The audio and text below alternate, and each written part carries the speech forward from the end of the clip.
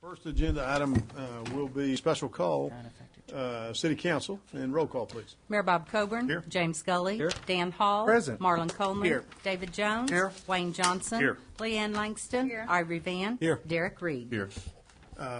Item number one.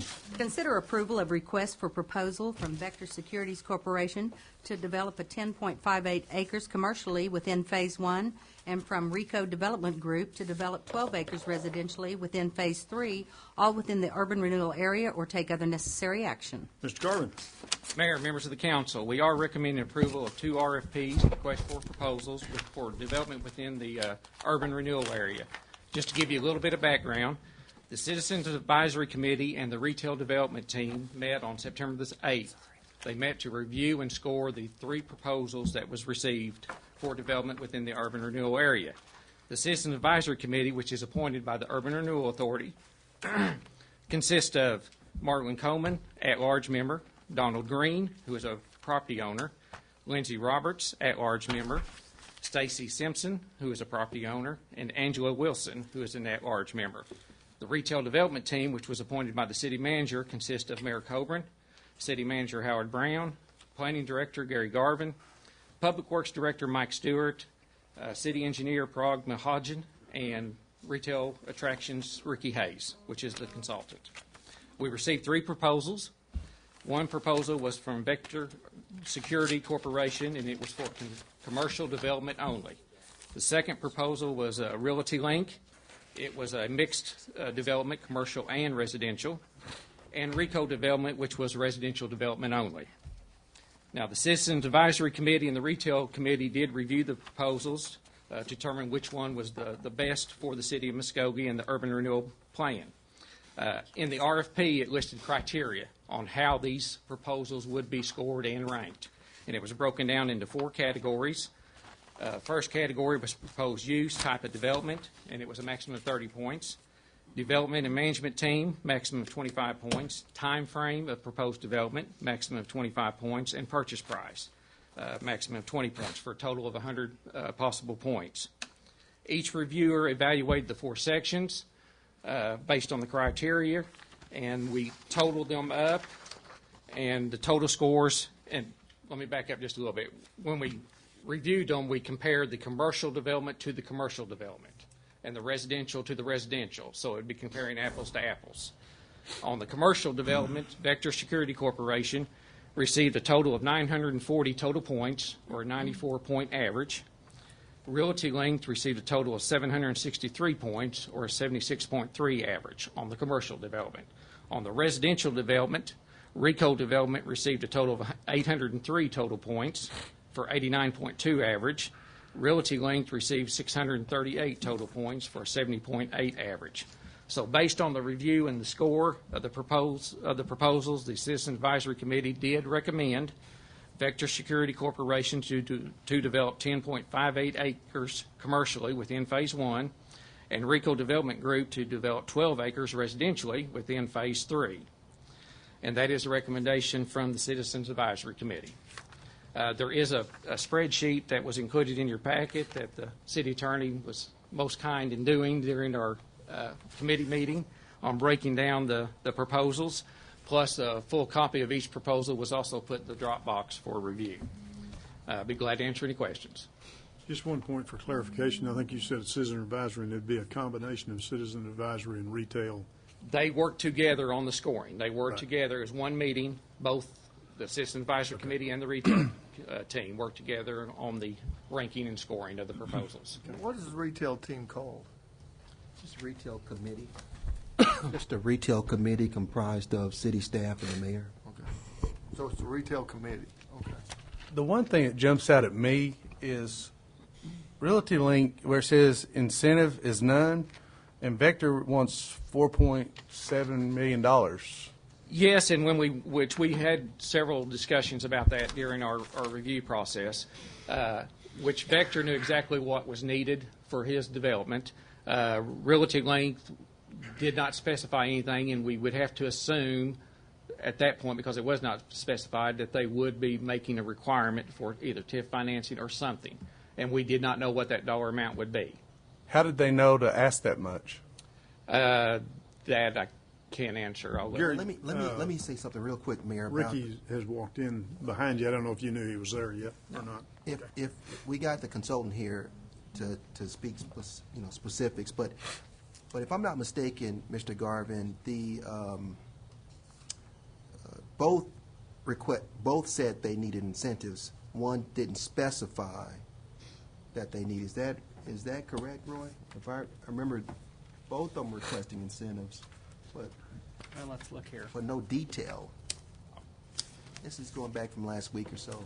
And Mr. Garvin, if I might interject also, I think it's important to clarify that Vector was in a position to be able to ask for what they need because they are more confident about the leases that they were able to provide, whereas with Realty Link, they were uncertain about what they would be able to do in terms of an actual business being in that development. And I think that was one of the reasons why they weren't able to specify an exact dollar amount, because they didn't know what they would need, because they didn't know exactly who they would be working with. Yes. They did not have all the businesses set up, ready to go at that point. Gary, just one point of clarification on page 7 of the RFP, where we say the city will provide. There could be some clarification needed that we've already said we're going to provide these things in terms of incentive. One just said, yes, we recognize you are providing that, and Yes. here's the value of it. The other man could be just assuming, yes, we are accepting those, and they didn't note it. That is correct. But we have said we will provide those incentives. And where that came from, the RFP was in the urban renewal plan itself. We stated what we would do, and it was copied from it and attached to the RFP. And Howard, to answer your question, in reviewing the proposal again, there is no reference whatsoever to incentives, so they didn't indicate that they needed some, but would discover them later. It just wasn't referenced at all. Well, thanks for clarifying. Do we want Ricky to make some comment? Well, one of my concerns is the time frame. When they have in October, they have some defined time frames, Vector does, that we cannot meet. And I know this is just in their proposal format, but in a proposal, when we cannot meet the time frames, that's something that very much concerns me. That if they make a proposal that we know we cannot meet those time frames, and we stump our toe, and it's not even ours to stump, that there's a lot of things that can come up that can cause some challenges.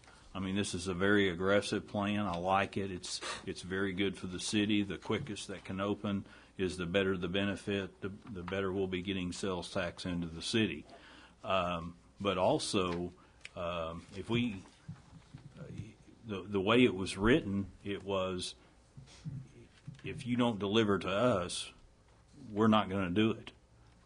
And that's very concerning to me, that it's an undeliverable product. And so that's what I would like to see addressed by Ricky. Okay, thank you. Mayor and Council, it's a pleasure to be with you. And I think a couple things need to be addressed just kind of foundationally, and one being that the area that we're talking about being developed under the urban renewal auspices was a desirable area to be developed prior to us considering the urban renewal project. Relocating some of the county's juvenile facilities was something that's been worked on for at least 2 or 3 years. And when the vision of this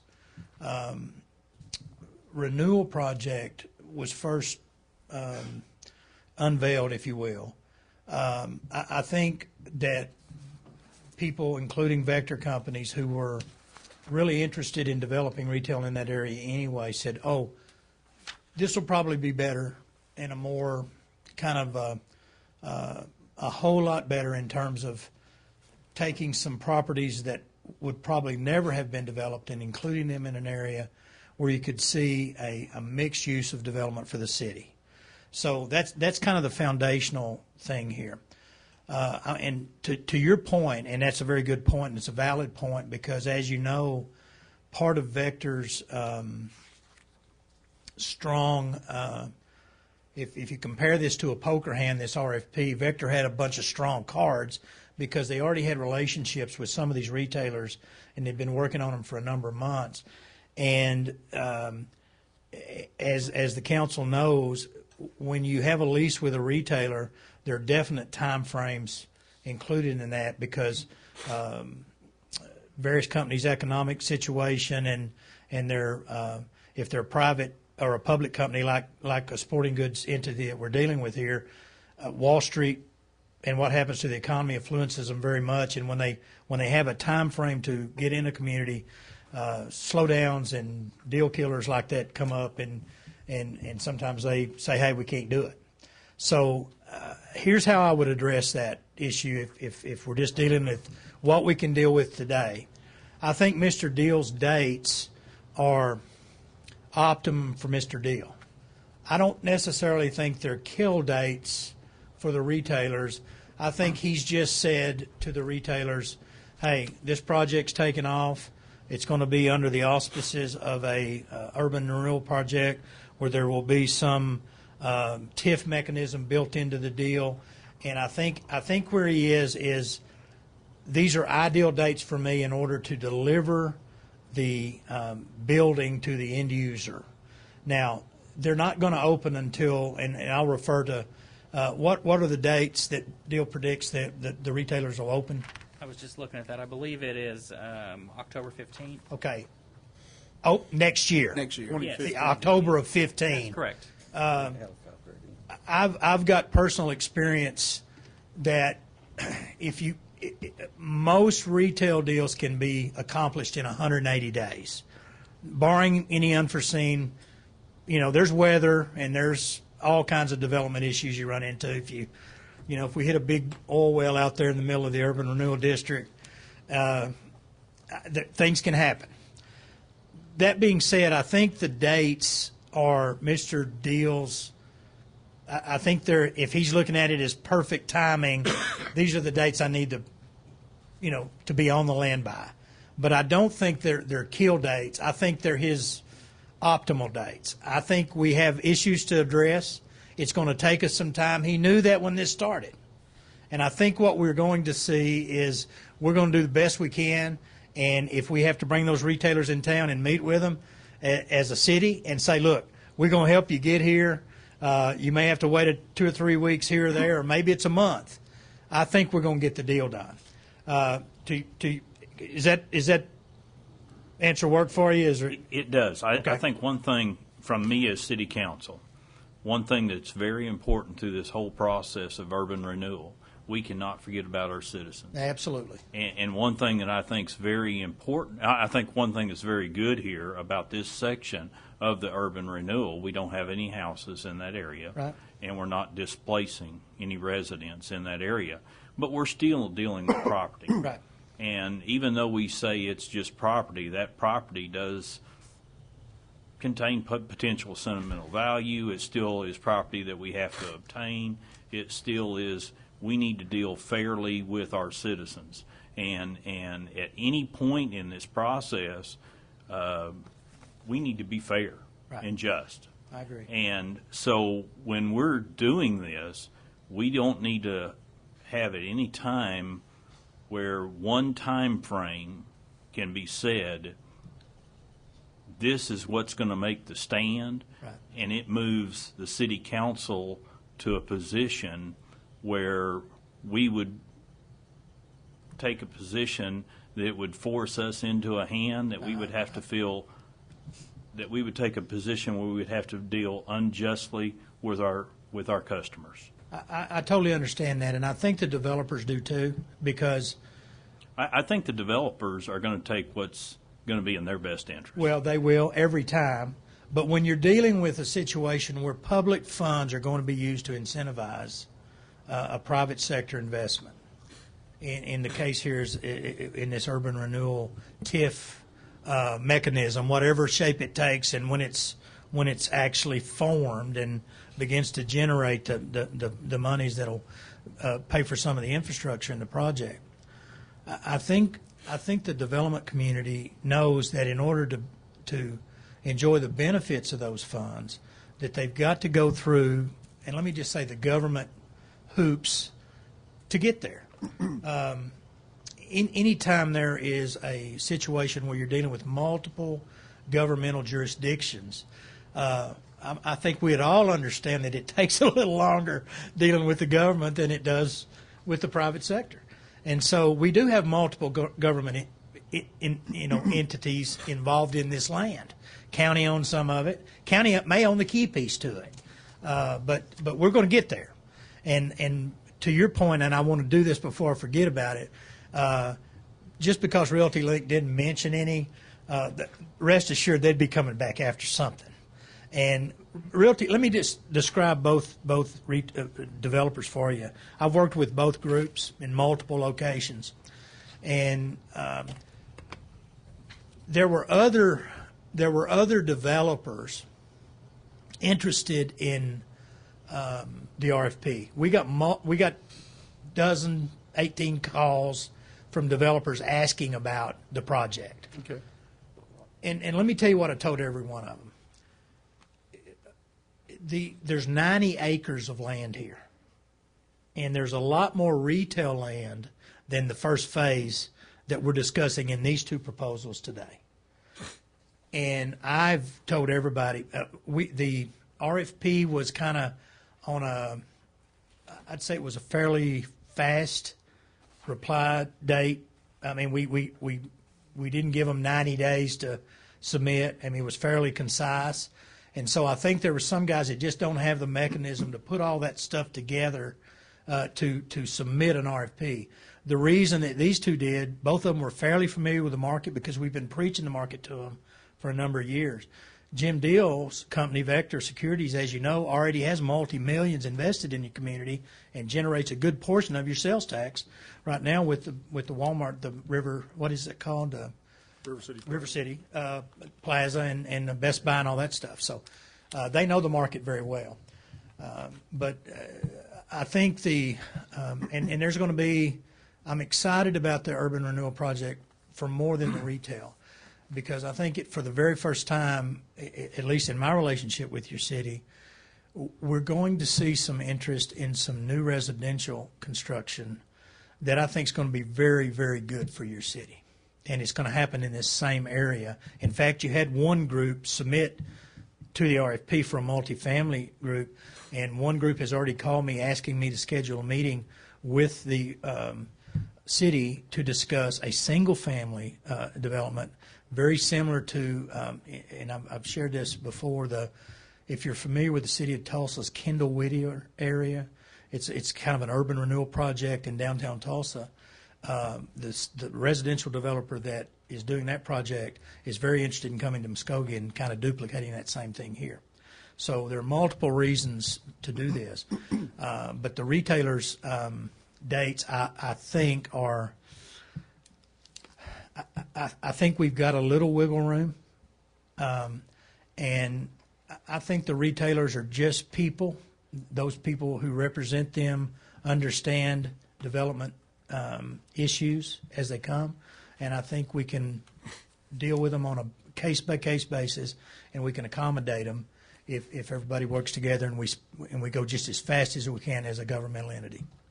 So if you believe that if we do everything we can to make this happen, and it just falls through, something happened, and we've had challenges with county property, and something happened, and we can't meet the time frame, can we go back and negotiate with number two and make it happen? I think so. And I would tell you that I think the retailers want to be in your community enough that they would put up with a little delay to get here. Now you got to keep in mind, and this is what a lot of folks don't understand. The sporting goods retailer we're talking to is in the sporting goods business. They don't do the building of the building. All they want to do is occupy a finished product. So those issues that are involved in getting that building built, although the timing's important to them, you won't see retailers opening in the dead of winter. They'll open up in the spring or right before Christmas. It's and why not? Those are the two highest. You know, the Easter season and Black Friday and the holiday season is the absolute best time to open, because that's when the crunch is. That's when the money's there. That's when a great deal of your sales tax is generated. And so, that being said, those are the criteria. Now, I'm not near as alarmed about the timing as Mr. Deal is, but I'm not spending $1 million of my own money, making the initial investment into the land and the environmental and the due diligence stuff that's going to be required. He is, so he is concerned, but I think we're completely within the realm of possibility, and I think this project is going to set off your city for many, many years to come. I really do. Thank you. I'm really excited. My biggest concern was that time frame. Okay. Mr. Hayes, I think it's important to note also, you said something that triggered something in my mind, that timeline relationship would put pressure more so between Vector and those developers, not necessarily on the city's end, because that will in turn make them work quicker to get the building up so that they can occupy the space. Absolutely. And I'm certain that what they're doing, because they want to be in Muskogee, because they want to come here, that they'll work out whatever time differential that they have in a way that we may not even know the brouhaha that's going on behind the scenes, because they're desperately wanting to be in Muskogee. That's correct. And there are many different roads to get to the destination. City Attorney and I have discussed there. I've seen cities when the land was just simply, when there was an issue with title or an issue with something on the land. Right. I've seen owners grant construction easements to developers to actually come in and start doing the work before the land deal is actually done.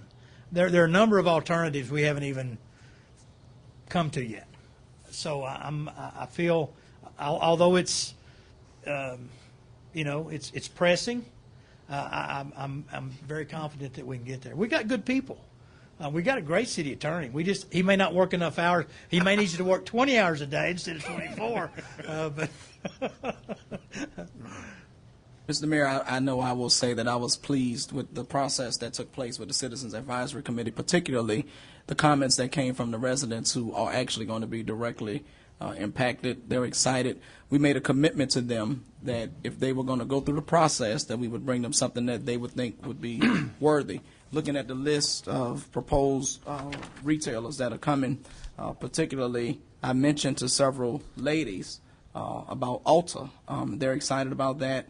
I know that several people are excited about the other development that's coming. I think that as a council, we need to be really clear that we send a signal to other developers that we're serious about them coming to Muskogee, that this is a place that we want them to be, that this is a place that welcomes business, barring any unforeseen circumstances that may arise, which I'm certain that they're prepared based on their professional background to deal with, and that we're giving them the best that we can offer right now. We'd like to be able to pick and choose who comes, but when they want to come to a small area, I came from Batesville, Mississippi, which is about half the size of Muskogee, and I can tell you that when people want to come to your city, it's a benefit, and how it's handled and massaged with them coming through to be there makes an awful difference in terms of what other competitors will do to try to follow them. And I know we're on a time constraint, and barring any other foreseen conversation that needs to take place, I'm certain my other colleagues may have some input. I'd like to move for approval. I just wanted to say this. I did have a lot more questions that I wanted to ask, but due to our wonderful city attorney here, he answered a bunch of them earlier today. Or, as Mr. Coburn would have said, I ask a lot of questions in open forum. But I just wanted to make sure that the tail wasn't wagging the dog today. And with Mr. Councilman Johnson's statements and everything, I feel a lot better about this. Little fast for me. I know we need to move fast, but I just wanted to say that I hope this is the right thing we're doing. I appreciate it, and it's got to make you feel good. I came down to the intersection 62 and 69 today on my way in, saw those bulldozers moving that dirt over there, and I got to tell you, that's a sight for sore eyes, really, for everybody's had a part in that project, and that's what we call in my business a party starter. So you better get ready, because that's going to kick off some investment in that area there. In fact, and I'm going to share this off the record. Such thing.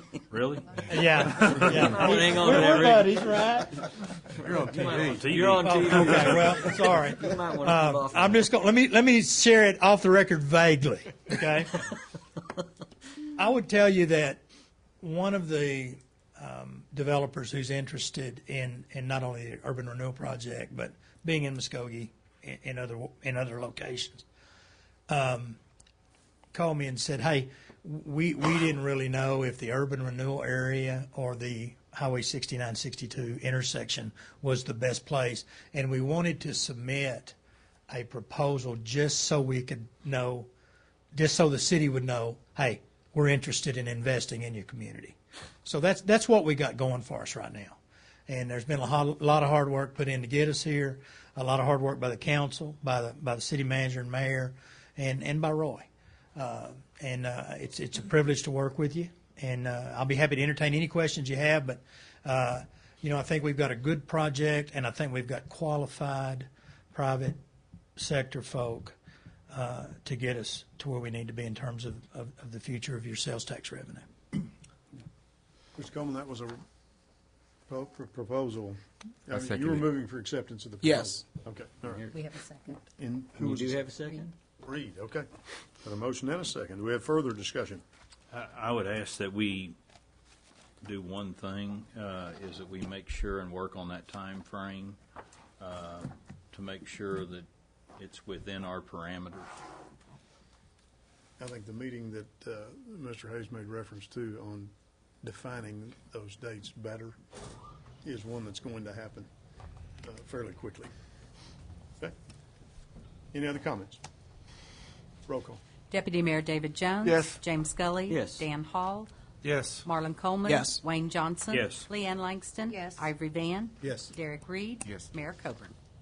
Yes, and I'm assuming, I wasn't totally tuned in, but I didn't hear any no's, so I'm going to assume that we just move that effort forward and pass that. Item number 2. Consider approval of awarding construction contract to the low bidder, Goodwin & Goodwin Incorporated, in the amount of $3,408,979.50 for the reconstruction of Martin Luther King Street from 24th Street to 12th Street, or take other necessary action. Prague, I think, is handling this item. It's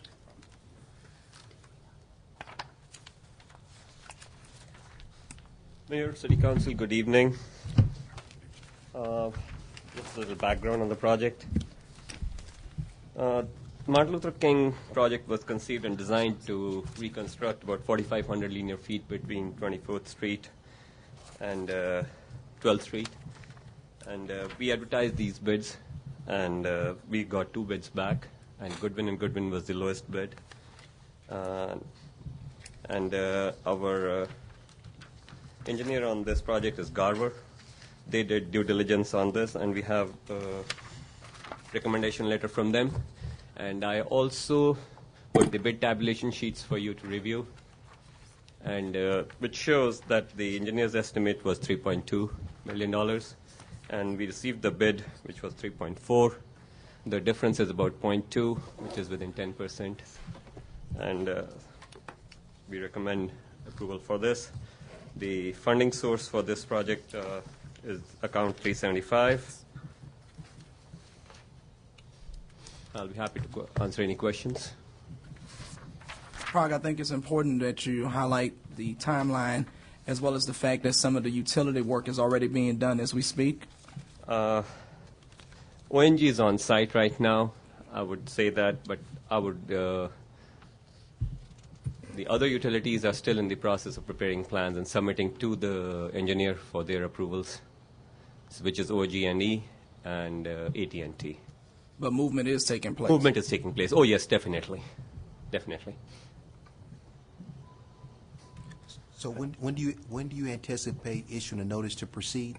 Mr. Manager, that once council is approved, we should be giving them about 2 weeks, because once council approves, we give them 15 days to put their bonds in place.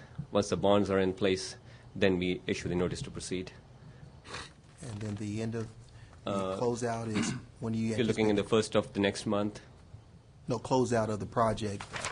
Schedule, Finished? time frame. Oh, finished. time frame, to keep the utility relocations in mind and our historical things with the utilities, we had the same, some issues when we were doing previous projects. So we have given them 365 days for those. So 1 year. 1 year, yes, sir. 1 We year are looking after at notice that. to proceed, so. But there were only 2 bidders? I mean, how many RFPs did we send out? This was an open bid, Ms. Jones, and since being an open bid, we only got 2 bidders, and one was Glover and Associates, which was at $3.8 million, and the other one was Goodwin and Goodwin Inc., which was at 3.4. How many did you have show up at the pre-bid? We only Yeah, more. had, for pre-bid, we had about 6, but some of them were subs. Oh, okay. Yes.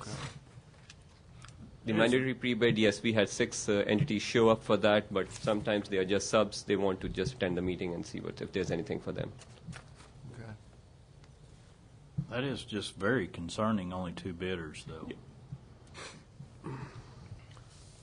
Are you experiencing that as well, Wayne, in the No. stuff you're doing? No, Plenty of bidders. yeah. Okay. But especially on road work, I mean, that typically you're going to have A lot. 4 to 6 Yes. minimum. I don't know. Is there any? Did the engineer have any insight as to why so few bidders? We didn't ask the engineer that question, but definitely we can bring it up to him. Because we only got one was from a local company, which is Glover, and one was Yeah. Goodwin. Yes.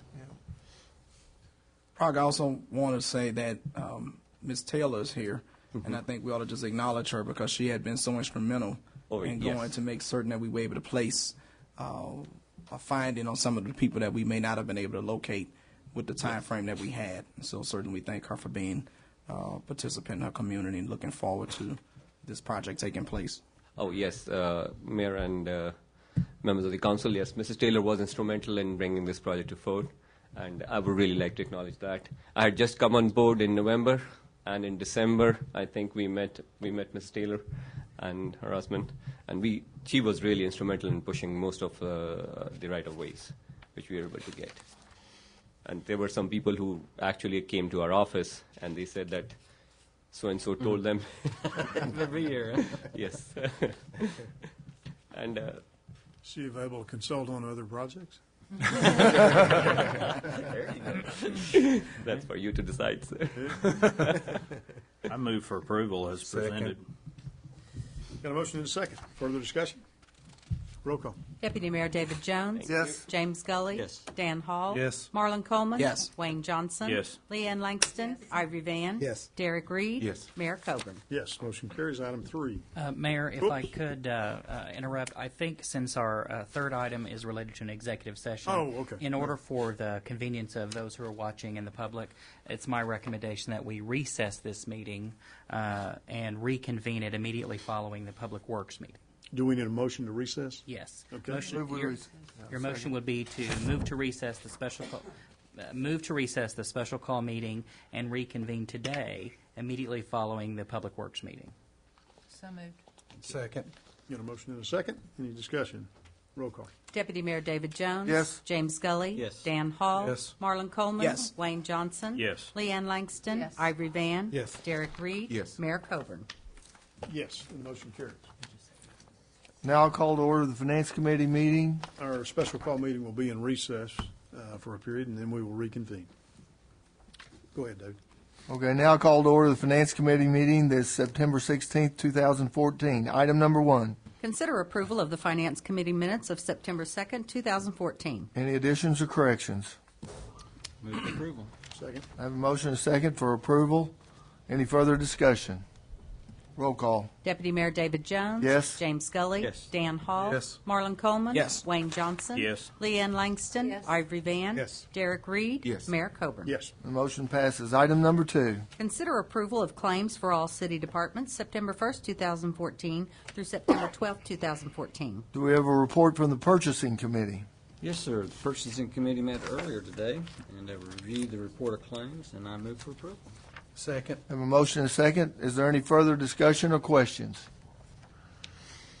Roll call. Deputy Mayor David Jones. Yes. James Scully. Yes. Dan Hall. Yes. Marlon Coleman. Yes. Wayne Johnson. Yes. Leanne Langston. Yes. Ivory Van. Yes. Derek Reed. Yes. Mayor Coburn. Yes. And the motion passes. Item number 3. Consider approval of receiving donated funds for the month of August 2014 in the amount of $525 for the city's animal shelter sponsorship program as per the attached list, or take other necessary action. Ms. Bates. Yes, Mr. Chairman, like the agenda item says, $525 was received, and I recommend approval of accepting. Move for approval. Second. I have a motion and a second. Is there any further discussion?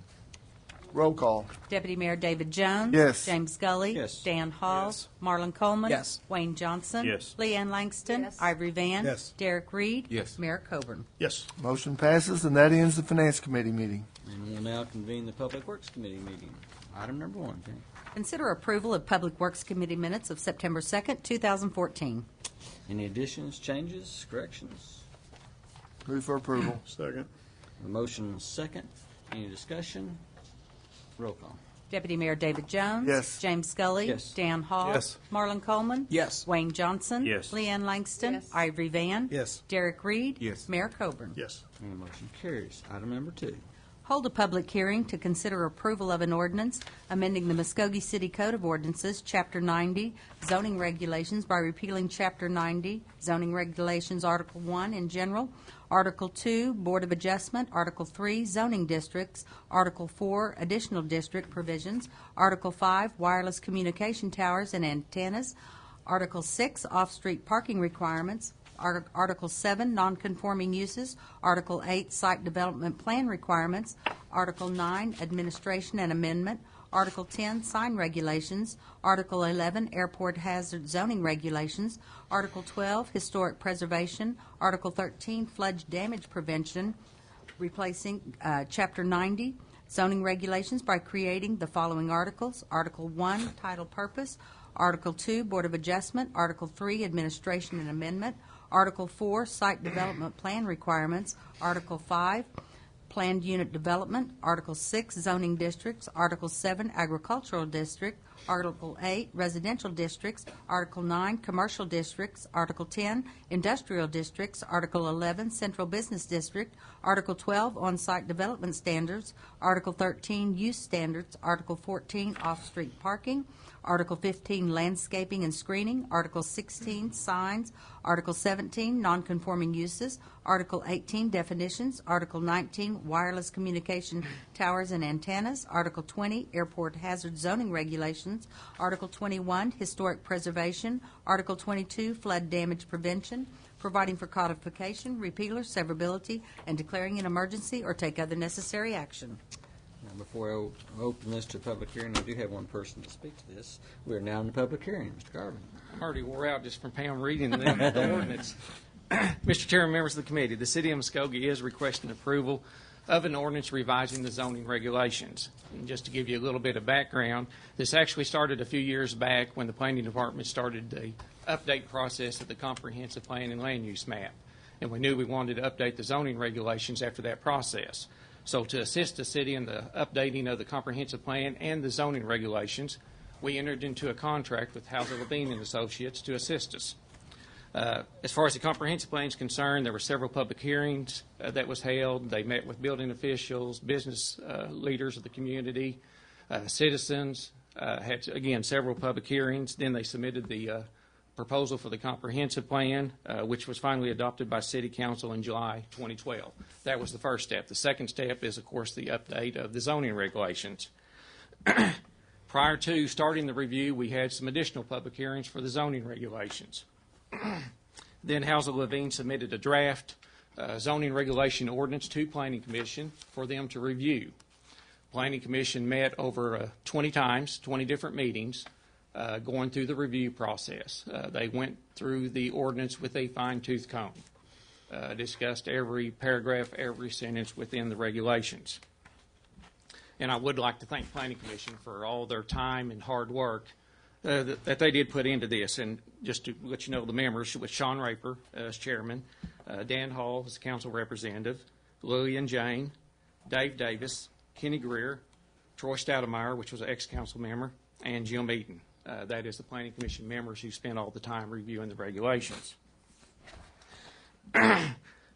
Planning Commission did meet yesterday, which was their last time to meet on the regulations in the last public hearing. They did recommend approval of the zoning regulations. There was 2 minor amendments that they did suggest that I'll be glad to go over with you in a few minutes. But first, I would like to ask Brandon Nolan with Housel Levine to just give you a quick overview of the zoning regulations itself. Thank you very much, Gary. Just in the interest of time, I do have kind of a more full-fledged presentation, but I'm just going to give you an overview of the table of contents as a way of kind of going over the content of the code. And as Pam read off, quite a few articles are being taken away and then reintroduced and reorganized. So I really want to have your time here for kind of question and answers between Gary and myself to really get any concerns or issues you may have with the currently proposed code. And thanks to Gary, because his staff and the time they put in with the Plan Commission is phenomenal to get this code where it's at today. So it can't be understated how much of an effort it's been so far. To reiterate what Gary was discussing, we've taken the previously existing code of 23 zoning districts and reorganized and consolidated that down into 14 districts. You've got an agricultural district, 6 residential districts, 3 commercial districts, 3 industrial districts, and a central business district. And this really does put Muskogee in a position to be kind of at the forefront and with other cities that are kind of redoing their codes now and advancing best practices in planning and zoning to really simplify your code and make it more friendly for not only the people administering it, but also for the development community and for residents kind of moving forward to see a policy implemented through the zoning. House Levine Associates was also brought on board to assist with the comprehensive plan, which was adopted back in June 2012. So all of the recommendations we've advanced and worked through with Gary have been informed by this plan. So really the goal is to make sure that you can look at the zoning and this plan at the same time and make sure that the policies that we're advancing in zoning are really what's supported by the community, and that hopefully if there's anything that needs to be thought of and kind of looked at from a different perspective in the zoning code, you have this as a background information to kind of what was intended by the code based on what was said in the plan. With that said, I'll just kind of go through some of these preliminary articles. The opening set of articles is really geared towards administration, so there's much of this was already in place. It's really reorganizing. As I said, a lot of what we've done is take kind of from a starting point is we took the former code and reorganized it to be more user-friendly and then really not rewrite standing policies that are working for you, but make it easier to interpret them. A lot of policies you had in place before were embedded in definitions for gas station, and you had design standards for gas stations kind of embedded in this massive definitions section. So we've reorganized things and made it easier for everyone to kind of get through the code. So really the meat of your development starts with the kind of opening piece. Very important piece would be the plan development process outlined in Article 5. Really there we're introducing 25 acres or greater if you have residential, a subdivision community. This is giving the city more of a say in what's happening with development for these large, important developments. So that way you can't have something go in that's really as of right, but it really doesn't meet the gist or intent of the code or your comprehensive plan. Other types of development, 10 acres is the trigger. So same process, but with a smaller trigger for commercial development, essentially. Zoning districts, and then the Articles 7 through 10, I believe, kind of review the zoning districts and the uses and bulk standards for each of those. Also design standards. This is a new component for Muskogee. One of the things we've heard throughout the community outreach process for the master plan, the comprehensive plan, was that image identity was very important to residents. And you wanted to make sure you're putting your best foot forward, not only in your commercial districts, but also in your residential neighborhoods. So those design standard components and then also the use regulations and site design standards in your code now reflect that input we received. Folks mentioned you might be getting an ALTA, for example, with, in your urban renewal area. ALTA doesn't want to be put in next to something that doesn't meet their standards. It's not going to drive, customers to their door if they're next to something that isn't reflect the same high-quality standards that they have internally. So this code's really about putting your best foot forward in your commercial areas, in your residential areas. Again, reiterating and supporting what we heard through the community outreach process for the master plan. On-site development standards and use standards are the next two articles in the code, and those really relate to site development standards, regardless of use, what's happening on the actual site itself beyond the primary structure, and then use standards, regardless of what district you're in. If you're a gas station, you still have to adhere to these minimum standards, for example. That's followed by off-street parking standards. One of the kind of new components of that article would be collective provisions, so the ability to have shared parking facilities, for example. So if you've got two uses that have different working hours, like a movie theater and a grocery store, for example, they can share a parking lot and be able to benefit from that shared access and not take up as much of a footprint and as much real estate that would otherwise be needed for kind of minimum parking standards. Landscaping and screening is another important piece of the code. Again, a lot of these standards were embedded elsewhere in the code before, and we've tried to simplify things and get them in one spot. We're introducing parking lot landscaping standards in addition to the previous standard. I think it was 1 per 2,500 square feet of paved area before. That's still there, but then it's some additional standards that really make sure areas are looking the way they need to and function the way they need to.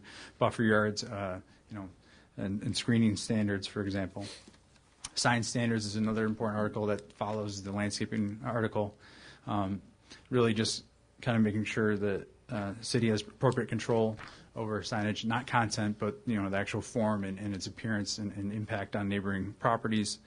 And then the last few articles are really related to kind of overarching issues: floodplain, wireless communications. Historic preservation is an important component, but that is the code. Very quick summary, but again, we wanted to make sure we had plenty of time for questions and answers, and I know it's a big code, so if we start to get any level of detail now, we're not going to get through your question and answer. So with that, I'd leave it to any questions or concerns you might have for Gary and myself. I'm concerned. Go ahead, Darren. I'm concerned, and Gary, I shared this with you the other day when we met. I'm concerned about the residential zoning. So I just want to make sure I understand. If we pass this zoning for residents, it doesn't matter what side of towns or what neighborhoods will affect all the residential construction for the future. Yes. For all parts of town. Yes. Okay. Yes, anything that's zoned residential will be affected by the residential district classification. Counselor, is your concern about the accessory buildings, the accessory structures? I'm just in a position where I have to look at the future. Like I stated in that meeting, there's not a whole lot of new construction in my ward. There's a lot of remodeling, and that zoning changes will affect the people in my ward greatly, in comparison to where there's some wards there's a lot of new construction taking place. As far as in the residential, which one of the major changes is the design standards, and there's actually very little design standards in the residential. For example, it talks about the roof slope being a minimum of 312. And really, most roof slopes these days are much greater than the 312, having 12 inches of overhang on the structure.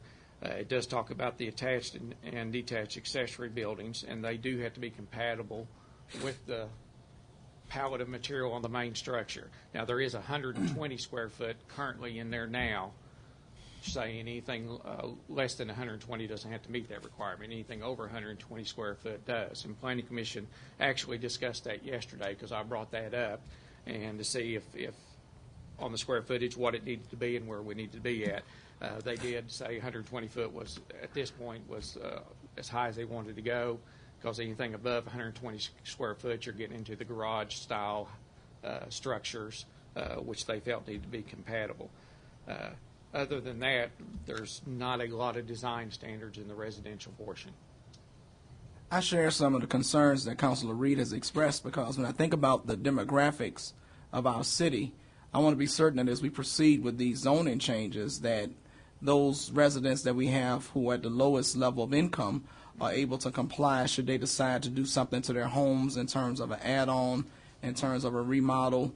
I know that off the top of my head, I recall that we have an 82% ratio with our school district that has free or reduced lunch population, which tells me that a lot of our residents are not able to afford some of the living conditions that they may already be in. And I would be concerned that I know we want to exhibit best practices, that those best practices don't negatively impact our lowest income of our community so that they can be able to comply and not be at risk. And something else that I heard that I thought was comical, I'll just say this tongue-in-cheek, about Alta coming because we've got better building codes. They're coming now.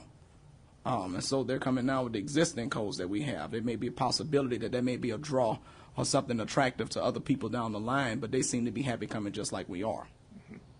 And really, again, as far as the changes on residential design, it was very few. The most concerns I heard about was the accessory buildings.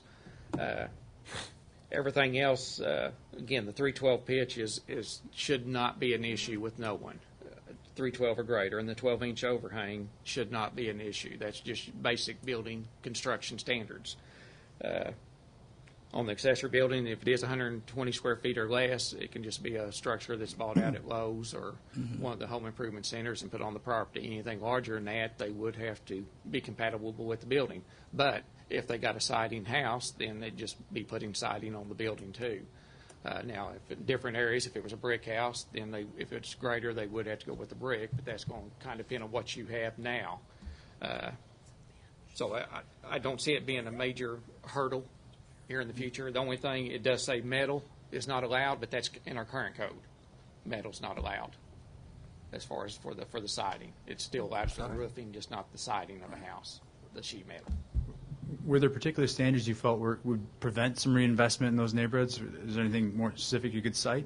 Well, I have to apologize to Mr. Garvin in advance because he did take the time to try to have lunches with us as counselors to make certain that we understood everything. I was not privy to be able to attend those lunches, and so I'm still extremely foggy about what this is actually going to do. But my concern, the bottom line concern, is that those residents are able to comply with the changes that are being made, because we do have a lot of low-income residents that aren't able to comply with what we have now.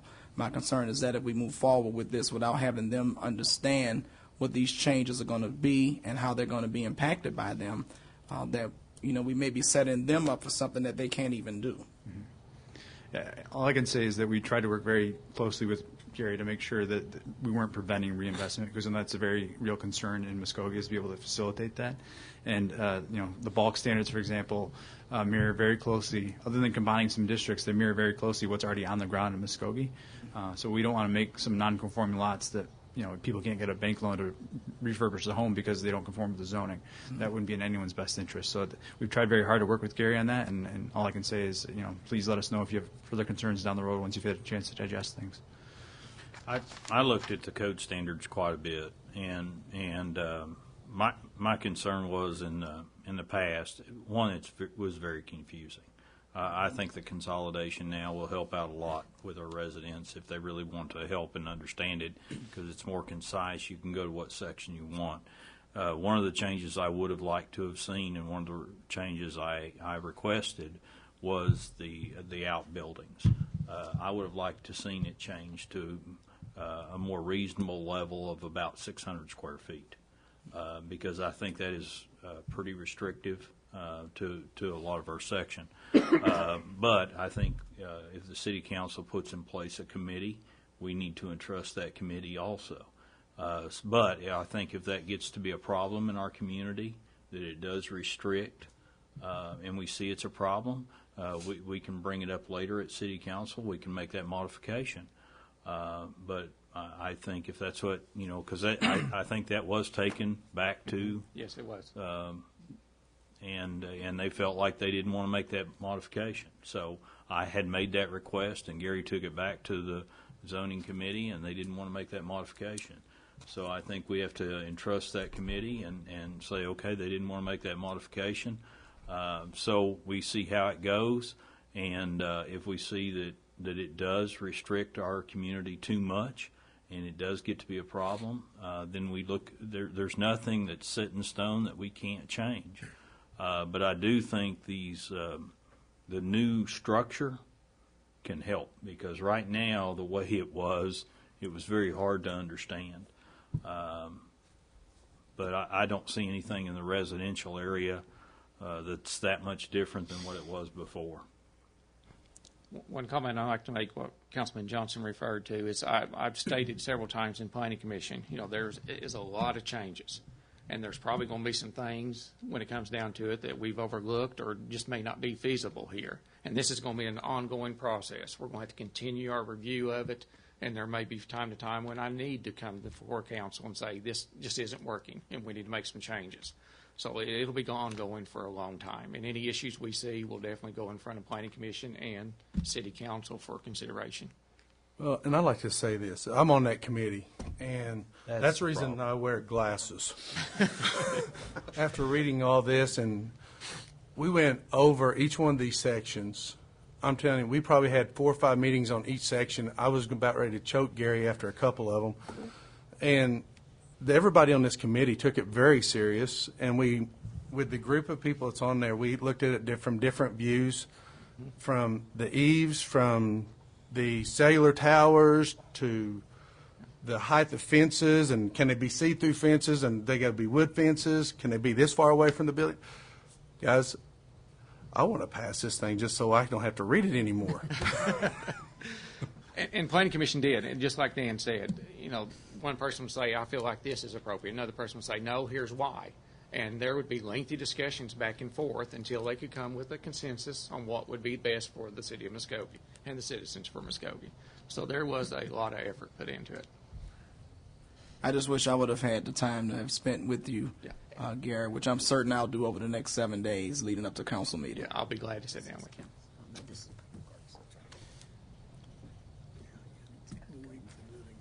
And councilors, let me just add something here. Definitely respecting the work of the Planning Commission, you do have the option of making changes at this point. You have time. So if you think about what specific issue you're looking at, let me know, and I'll work with the planning director, and we'll get those in changes. Yes, it can be changed until up to the point to where it is adopted by the City Council, even at your State Planning Commission, because we did get some public input at your State Planning Commission still. And there was 2 recommendations on changes. One of them was the nursery and garden centers. Typically, we had it where they were allowed within the C2 and the C3 zoning. There was a request to allow it within the C1. And Planning Commission reviewed it, and they did add it. They added it as a special exception. And the reason why they did it as a special exception, typically there's a lot of outdoor display with those uses. So they wanted a special exception so there would be notices sent out, everyone be aware, and before a decision was made on it. The second thing was dealing with vehicle signs, parked vehicles, because there was in the past there's been a lot of signs or vehicles used for signage, and that was their main purpose, was signage.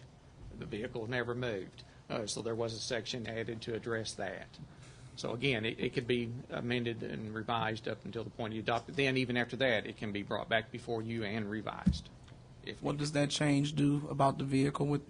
Was there an actual change made about the vehicles used as signage? It's actually in yours, but Planning Commission hadn't seen it, but it was in the copy that you have. But it basically states if there's a, and just narrowing it down briefly, it states that if a vehicle is being parked and the main purpose of that vehicle is for the advertisement. And I gave some examples about one particular on York Street, that there's a pickup, there's a sign sitting back of the pickup, that pickup sits there and never moves the whole time the business is open. They're just using it for another way for signage for the property. They're not using it as a delivery truck or using it as part of their business. They're using it as a sign. You'll see a couple of semi-trailers parked in certain locations that's being used for nothing but a sign. So he's trying to address that. If it's a parked vehicle or trailer being main purpose for a sign. So that was an additional change or additional item that was recommended by Planning Commission. I have one question. Oh, go ahead, Ira. Go ahead. You first. Gary, I just want to get a good understanding on this. I know it's been debated before, like the concrete, like, driveways, and you said it would be changed after this because before we had to have concrete, and I know we still do. It's an ordinance. We have to have, our driveways have to be concreted if you want to drive a car on them. But also these car lots, they're not like that. They park on the grass. So is this going to change? Okay, let me kind of give you the background on that a little bit. There was a question brought up before council several months ago about parking on the grass, particularly with the car dealerships. After a lengthy discussion with council said for us to back off or to leave alone the car lots until these regulations could be looked at to see if that needed to be amended. And if it was amended, then they could have them. When it was reviewed, and what Planning Commission is recommending is that they park on hard surface, whether it be asphalt, concrete, or grasscrete. Grasscrete is just for example, one is a cone-shaped material that is placed in the ground where grass can still grow, but it's still on a hard driving surface. The water can evaporate right through it and help with the actual stormwater issues. But they would have to still be a hard surface. So if this regulation is approved, then those car lots will be addressed. I think it's only fair. Conversely, I can see being sympathetic towards auto dealers if we were going to be sympathetic to seniors who had gravel driveways, because I got a lot of calls from senior ladies in particular that are on fixed income, cannot afford to be able to have a physical driveway paved, but they were able to have their driveway shelled. And in the neighborhood that they're in, it's pretty much out of sight. It's not going to take away from what exists. And so, I can see it working both ways if there was some flexibility either way. And there's new development on materials all the time that come up that could be classified as hard surface. And we put a little exception in there or an interpretation that the Public Works Department, since they deal with streets and everything, if there was a product that could be classified as hard surface, they would present it to the Public Works Department, and if that department approved it, then it would be allowed to be used. Now, typical gravel would not meet that. Gravel, you have a problem with the gravel getting in the street, damaging the street, getting into stormwater, washing down. So there is issues with gravel. But the ordinance does say if you've got an existing gravel driveway that you can continue to use and maintain that driveway. You're not required to go in there now in hard surface. If it's existing, you can still continue to use it and maintain it.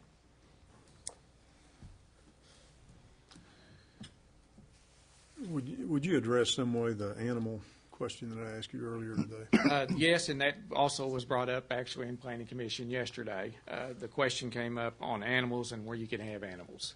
Under the regulations, you can have animals in the A1 agricultural district, new classification A1, and the RA. The RA was previously the B1A urban estates under our existing code. The RA is residential agricultural. Those two zoning classifications, you can have animals, livestock, RA is going to be cows, 1 chickens. acre. Under the RA, it's a 1 acre minimum lot size in order to get it zoned. Under the agricultural, it is 10 acre minimum lot size to get it zoned. Under the RA, you are limited to the number of livestock you can have. For example, it says you can have 2 horses, let's just say, for the 1 acre lot. There is an exception where you can have additional animals, but it'll depend on how much acreage you have. If you'll remember right, and we're using the same policy that we used previously, I'm going to say probably 5-6 years ago, I went to OSU and I asked them to help me put together a chart to tell me that, and I'm not looking at it, so I'm just going to make up one now, but a horse needs 1 acre for grass and everything for the horse. So if you have an additional acre, you can have an additional horse. And we did it for cows, goats, chicken, or we kind of categorized them, but we have a classification for each one. So if you have more than 1 acre, you can have more, but you have to go through the Board of Adjustments. So we send out notices to the neighbors so they're aware that there's going to be more animals on the property. So they can have a right to come up here and either be in favor or against the proposal. But address rabbits specifically, if you would. Currently, rabbits, chickens, livestock, everything has to be zoned RA or A1. And that's the way it is currently in our current zoning regulations. It has to be zoned agricultural or B1A urban estate. So we're really not making any changes as far as allowing more or less animals than what is currently allowed underneath the existing regulations. So Now, we're going to create a question always comes up with show animals. Yes, that was the question. Yes, and it will continue to come up. And I'm sure Planning Commission will look at that, because the Planning Commission actually stated on the chickens that there could be so many different requirements on, for example, how many chickens. Can it be, is it just hens? Can it be roosters also? Do they need to be so far from the neighbor's property? Do they need to be penned in a certain, an area? Do they need to be in the rear yard? So there's going to be a lot of requirements attached to it, and Planning Commission said right now we would prefer to go ahead and get this done, and then let them submit the request, and then we'll review it and see if there needs to be a change made at that point. But this late in the ballgame, trying to get that change made and stuff put in would be difficult to accomplish. Okay. And that's what I was saying earlier. There's going to be things we miss, and there's going to be things we need to look at, and it'll be an ongoing evaluation of the regulations. Along the lines of that same question that the mayor just asked, do we need more time for those changes to be properly incorporated? Well, on the animals, yes, but again, that's something I think that can be looked at later. Kind of the policy that we have now on show animals. I mean, of course, if there's a lot of people that have animals, and there's never anyone that complains about them. However, if we get a complaint, we have to go out there and we have to address it, and that's the way it is currently, and that's the way it is going to be in the new regulations. But again, Planning Commission said that they would look at that and try to address that, but that will take some time and effort to go through and come up with some appropriate regulations. And they may come back and say, no, I don't know at this point. They may come back and say, yeah, we're going to allow, we'd recommend it to council, but here's the conditions we'd like to attach to it. Because what I'm thinking is, along those same lines as well, is I'd rather not revisit it if we only needed 10 more days or 30 more days, and just wrapped up whatever those considerations needed to be to have a final plan adopted. I think Planning Commission would prefer to get it. Again, that's just them, because they have spent a lot of time, and they're wanting to get this part over with. You could probably do it either way. I do think they would prefer that it be moved forward, but we could do it either way. But they did state they are going to look at it. I think we could go ahead and pass it, and then if there's little bitty sections that we need to come back and tweak, then we should do that. Because you're going to hold up the whole train for the middle engine. So that's my opinion. I mean, we might as well just go ahead and approve all this, get it rolling down the tracks, and then if we need to add another car to it, we can do that later.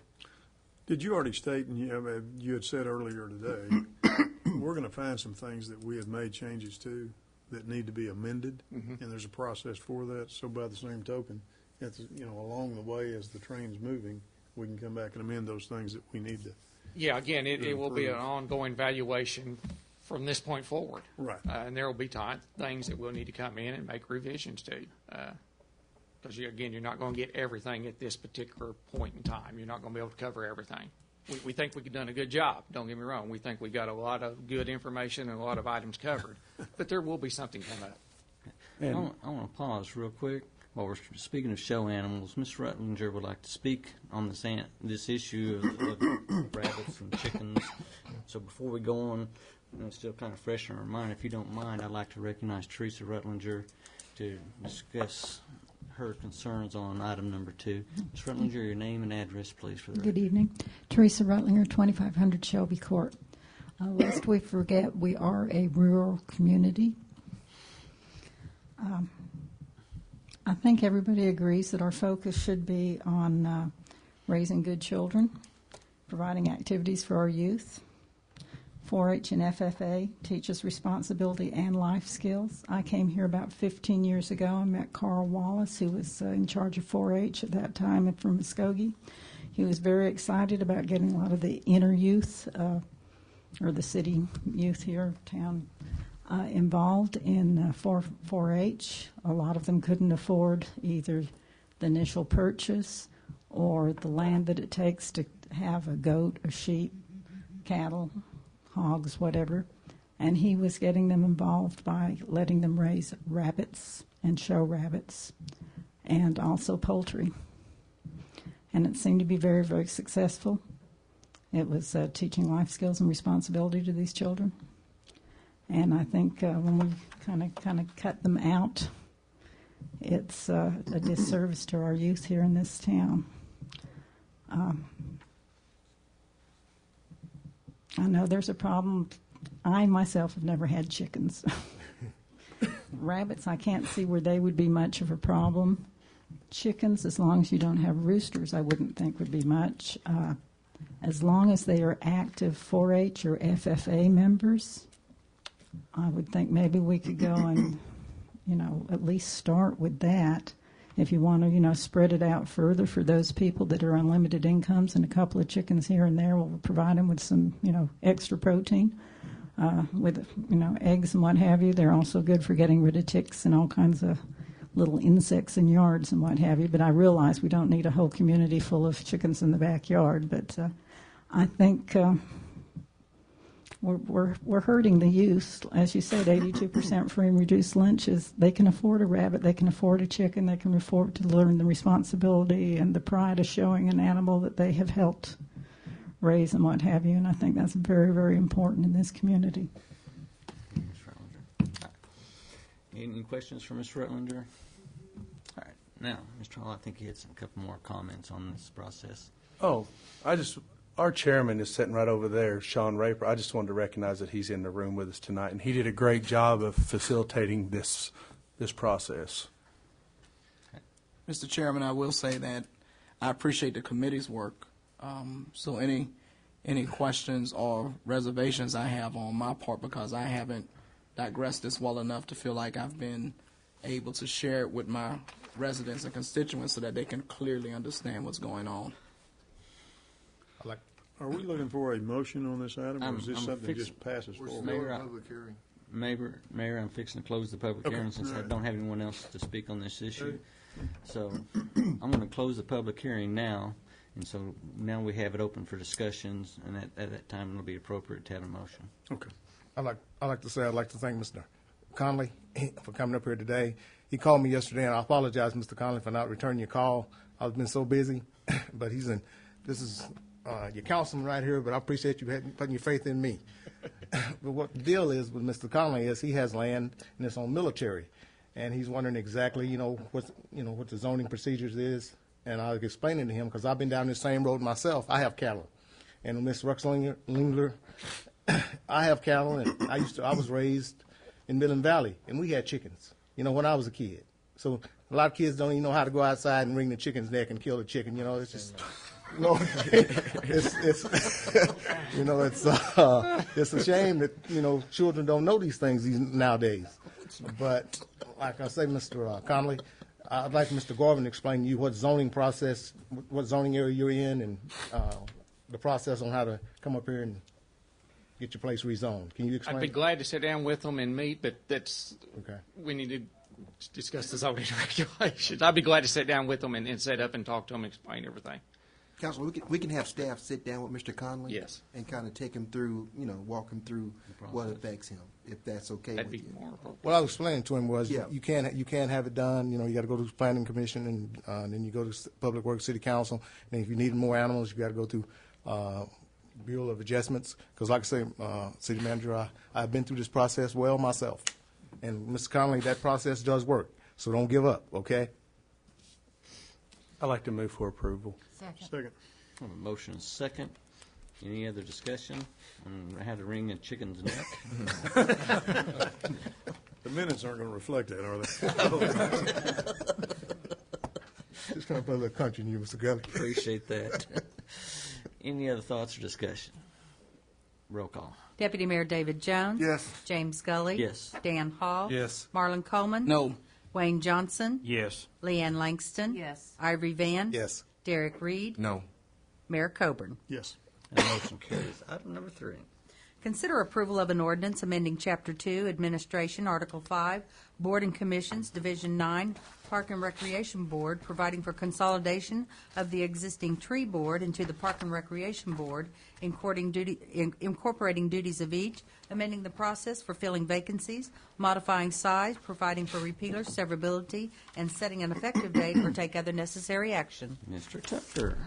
Mr. Chairman, members of the committee, this and the following two ordinances are the final aspect of the boards and commissions consolidation that we have been working toward. We think that if once these consolidations are approved, that this will make for a much more efficient process for appointing our community members to allow them to have a voice in recommending items to the City Council. In particular, this item incorporates the existing tree board into the Parks and Recreation Board. Now, the discussion was initially that the tree board be abolished since it actually hadn't met in some 10 to 15 years. However, in doing additional research, in order to maintain our status as a tree city, we are required to have a tree board in some form or fashion. The City of Muskogee is one of the founding members of the Tree City USA project. I believe when I looked, it was we had been a member for some 40 years.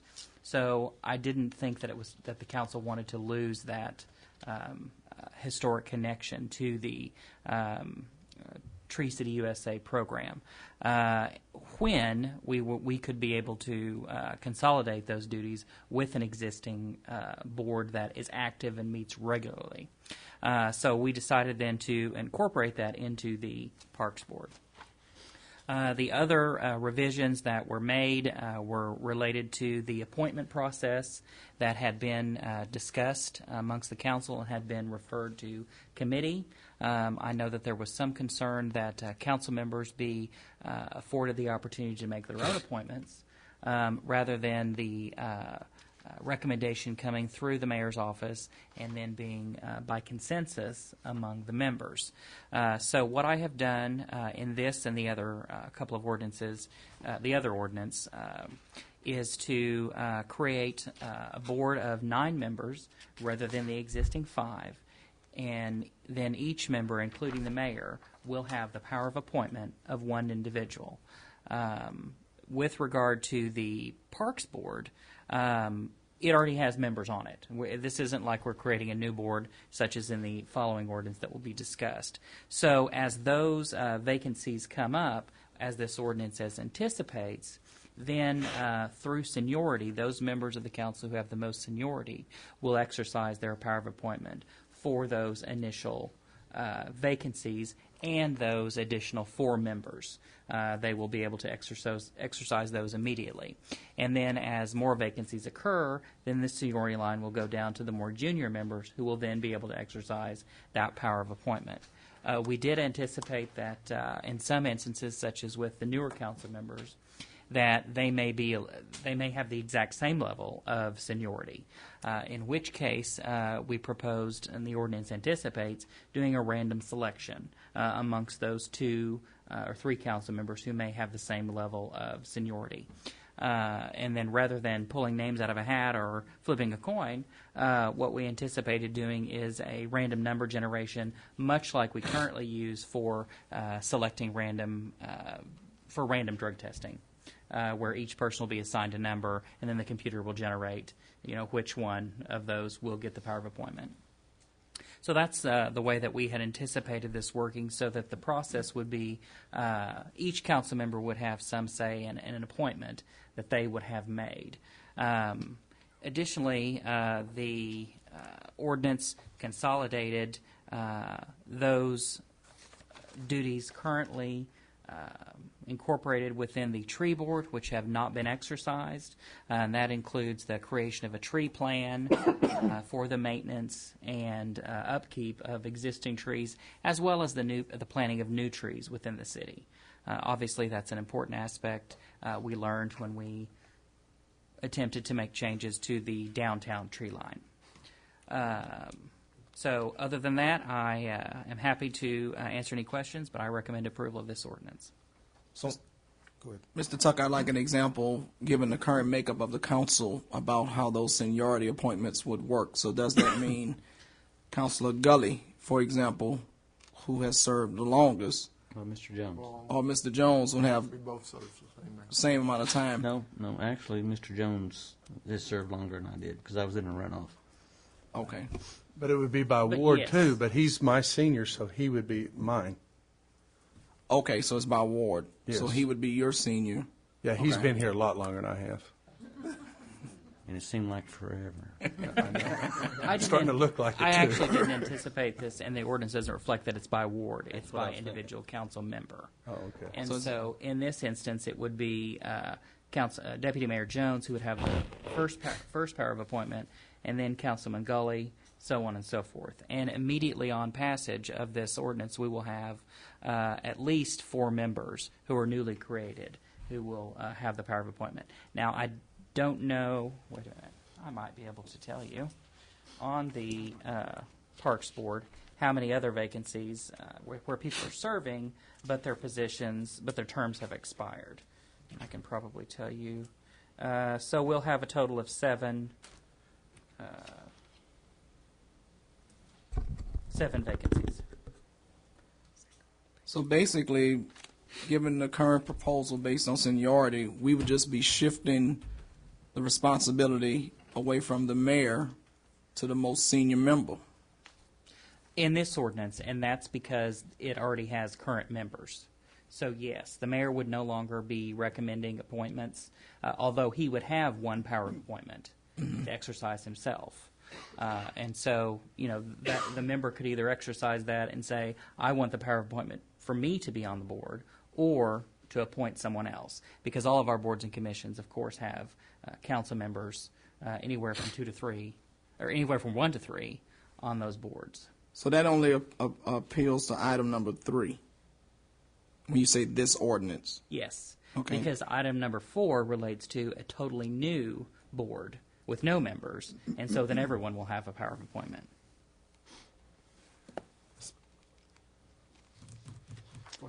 So now, like to be on the park board, you don't have to fill out any applications. It's just appointed by the, No, it would still, you could still do the same process. That way you have the information, but it's only for your purpose. The councilman who's exercising the appointment's purpose. that's what I'm saying, it's a councilman's appointment to appoint the person to the park board from now on, Yes. correct? Yes. Now, I would recommend that you still have those so that you can, so that the clerk's office can have a record of, contact information for the individual who is being appointed. So when would the other city councilman be able to appoint someone like to the park board where I'm at? As vacancies arise. Okay, so this is just to get the initial ball rolling, and then Yes. eventually everybody would have. Oh, absolutely. Okay, Yeah, I understand yeah. that. Just until it gets balanced out. Yes, and looks like that will occur 2015? 16, which is your term. Is my term. So you wouldn't be able to exercise an appointment power because you sat on the board. Okay. So then everyone other than Councilman Hall would have exercised their appointment power by October 2015. When does seniority deal come up? Because when I first got on the council, when we're doing the seating here, what we're doing right now, what we did, was another, I asked this thing about the seniority, and they said there wasn't no such thing as seniority. Well, all of a sudden now it's seniority. I had to come up with some rationale for appointing people, and that seemed the most logical method for doing it. We could come up with any other reason, but I'd have something. But it's Well, only you know, I until, gotta get- but it's only until we get the ball rolling. Then you would have then your ward would have an appointment, he would have an appointment. Right. Eventually, as your ward, as it rolls through, but this is just because this board's already existing. Right. Like the next one, you'll have an appointment automatically to it. But Correct. when you say it by ward, that your appointment would be at large. Yeah. It would not, it could or it would not have to be. Right. Someone from Right. your It ward, doesn't but have it to be could by be. ward. Right. But it's just because this board's already existing is reason it's him, the oldest guy first. I mean, the senior councilman. It's the same difference. And I'm certainly open to another suggestion, but that was the one that seemed the most fair But to me. But say as an example, like I've been wanting to be on the park board, and I go to Mr. Jones here and say, Mr. Jones, can I be on the park board? And he has the seniority to put me on there, right? Yes. But it still would have to be voted on by the body, right? No. It would not, okay. Not under this. Each one of you would have your own appointment. Now, obviously, I'd recommend that we put that on as a consent item, not as a consent item, but as a notification. That way, all the other members know that Right. the council member has made an appointment and who it is. Okay. So, like for example, if committee member Coleman wants to appoint Dwayne Smoot, then He'll make that appointment, contact Dwayne. Dwayne agrees. Next council meeting, he'll make an announcement that he has appointed Dwayne Smoot to fill the term, the vacancy on the term, whatever those dates are. And that way we have a record of it. Councilman Coleman, we'll need to talk before that happens. As an example. I understand it now. It's clearer that this is just to get it going. I guess one concern I do have, though, even though it gives us more authority to directly do that, my concern would be about the vetting of those candidates. That would be up to the individual. I would trust myself, but I mean, you don't trust the rest of us? No, but my colleagues may have doubt to say, "Are you certain that this?" Maybe that's not an issue. I'm just. Well, they're only on there until as long as you're on city council. Okay. When you leave, they leave. Okay. No. Is that not it? No. They have a term to fill. Yeah, they all have. Let me get the terms. 4 years. I thought they were running consistent with ours. No, that's when a council member serves himself. Oh. Okay.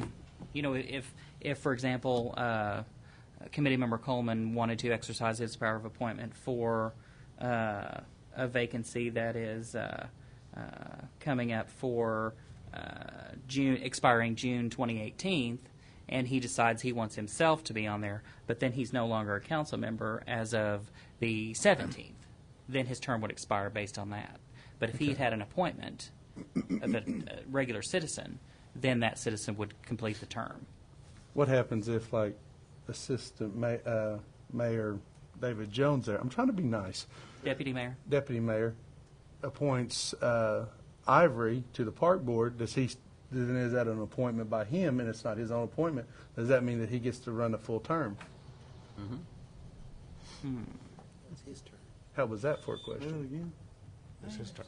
Well, it's certainly Because it's not an appointment, and it's not his own appointment. No, that's true. That's true. Then based on the wording of the current ordinance, then he would be able to serve. Much like how former Councilman Raper was on the Planning Commission. Still is. That's what I'm saying.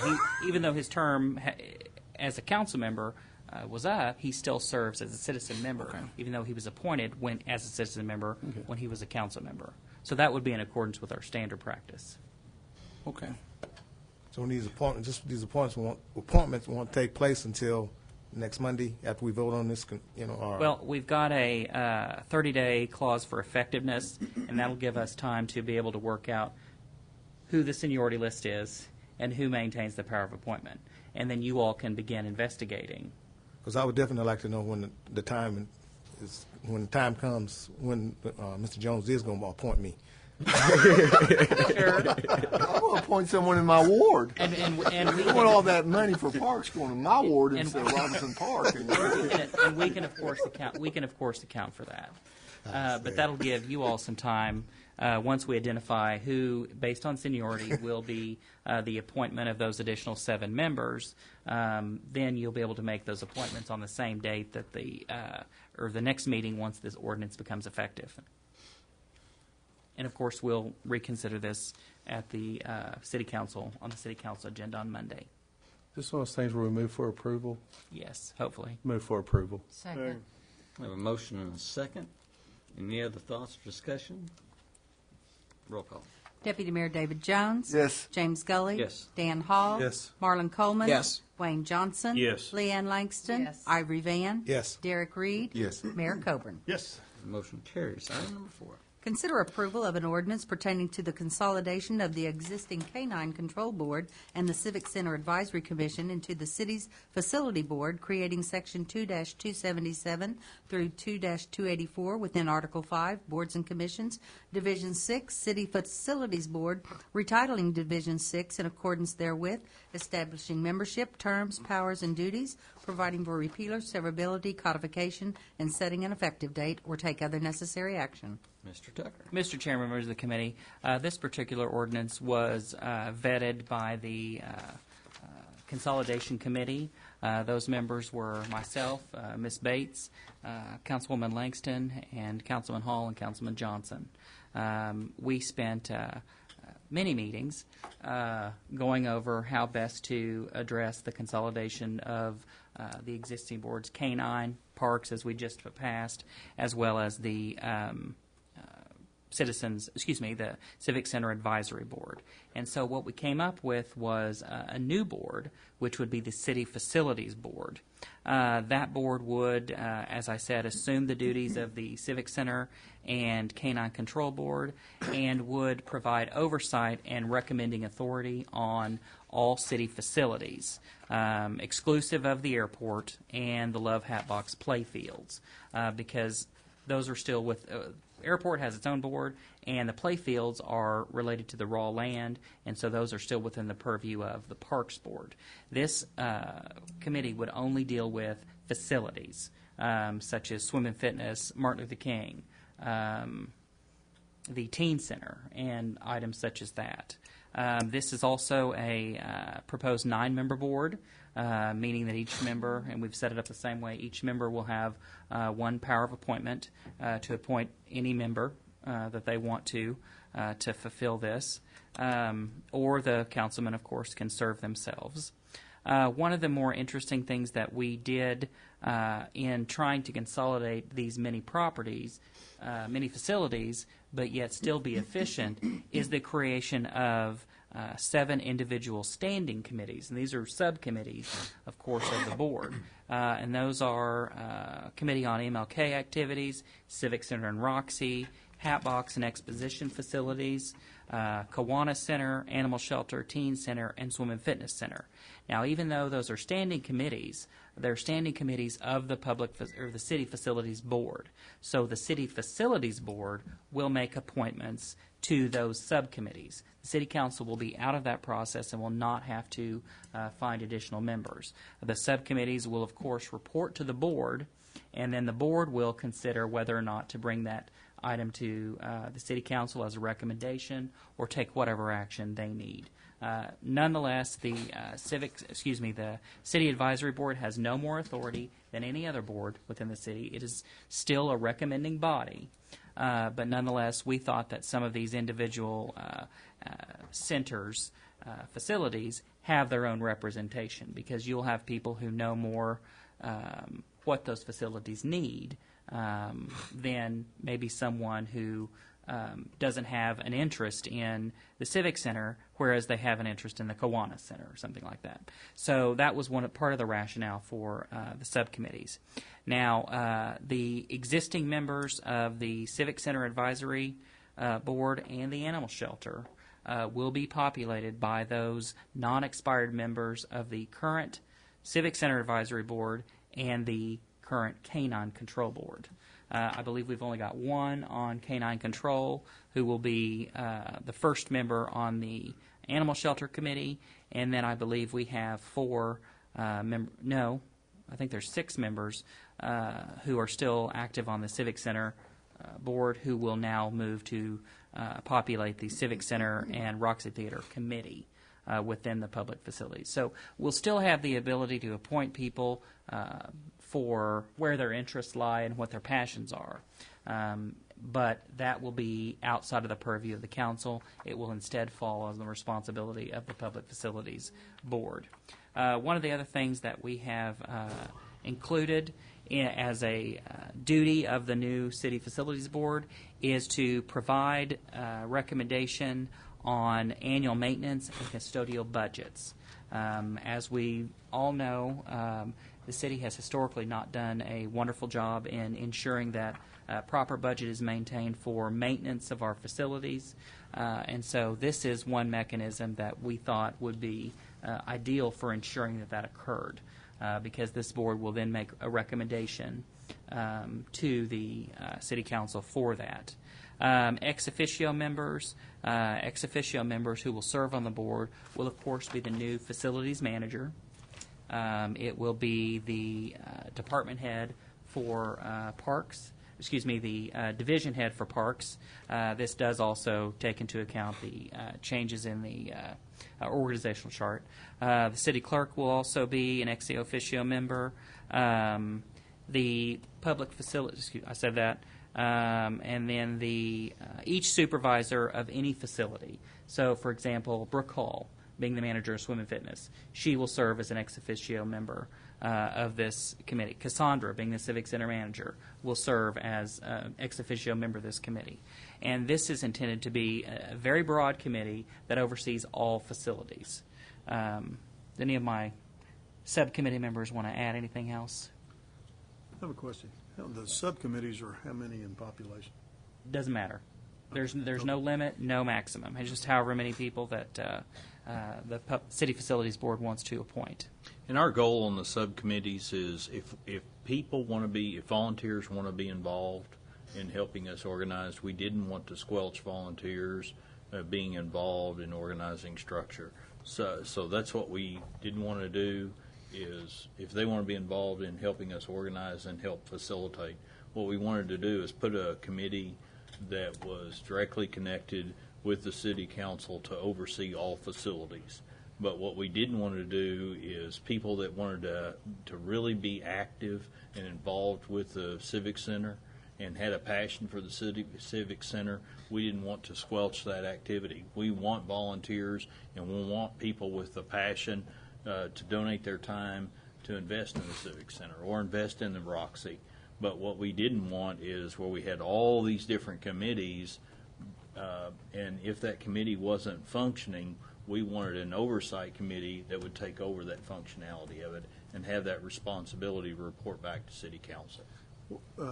In this, I'm sure this is addressed, and you probably have thought about this, but what do you do if you get, over a period of time, the committees that are laden with a number of people that are wanted to participate and their passions kind of burned out, and you end up with a committee of 20 and you don't have a quorum, so to speak? Does that matter in the case of a committee? No. No. Okay. Yeah. That's why that default is where that facilities committee takes over and pretty well takes control. And they don't actually have terms. They serve at the pleasure of the board. So they can be removed or appointed at any time. Oh, okay. All right. I don't have any problem with the item other than the budget part of it. You know, they need to recommend it to the city manager, so I can recommend to the city council. I think in your item you have there, they recommend to the city council. You need your I do, microphone. but I can change that. Howard. Yeah, that would be outside of the charter kind of thing. I need to know about what they are requesting before we take the city council. Okay. Yeah. I'm sure that was just an oversight. The other correction that'll need to be made, and I can make that correction before Monday, is the quorum. And it looks like it was corrected on this. Okay, never mind. I thought it initially normally said 3, and I thought I had made a change to 5, so it looks like I did in fact make that change. So never mind. So other than the recommendation of the manager, we have any other questions or concerns on that I can answer for you? So the facilities committee is tasked with working on facilities and making appointments to the subcommittees. Yes. So going back to what Councilor Johnson was saying about the keeping the spirit of volunteerism alive, even though they volunteer, they still have to be appointed. Yes, by the committee. By the board. By the board. Just don't lose the application. That's all I say.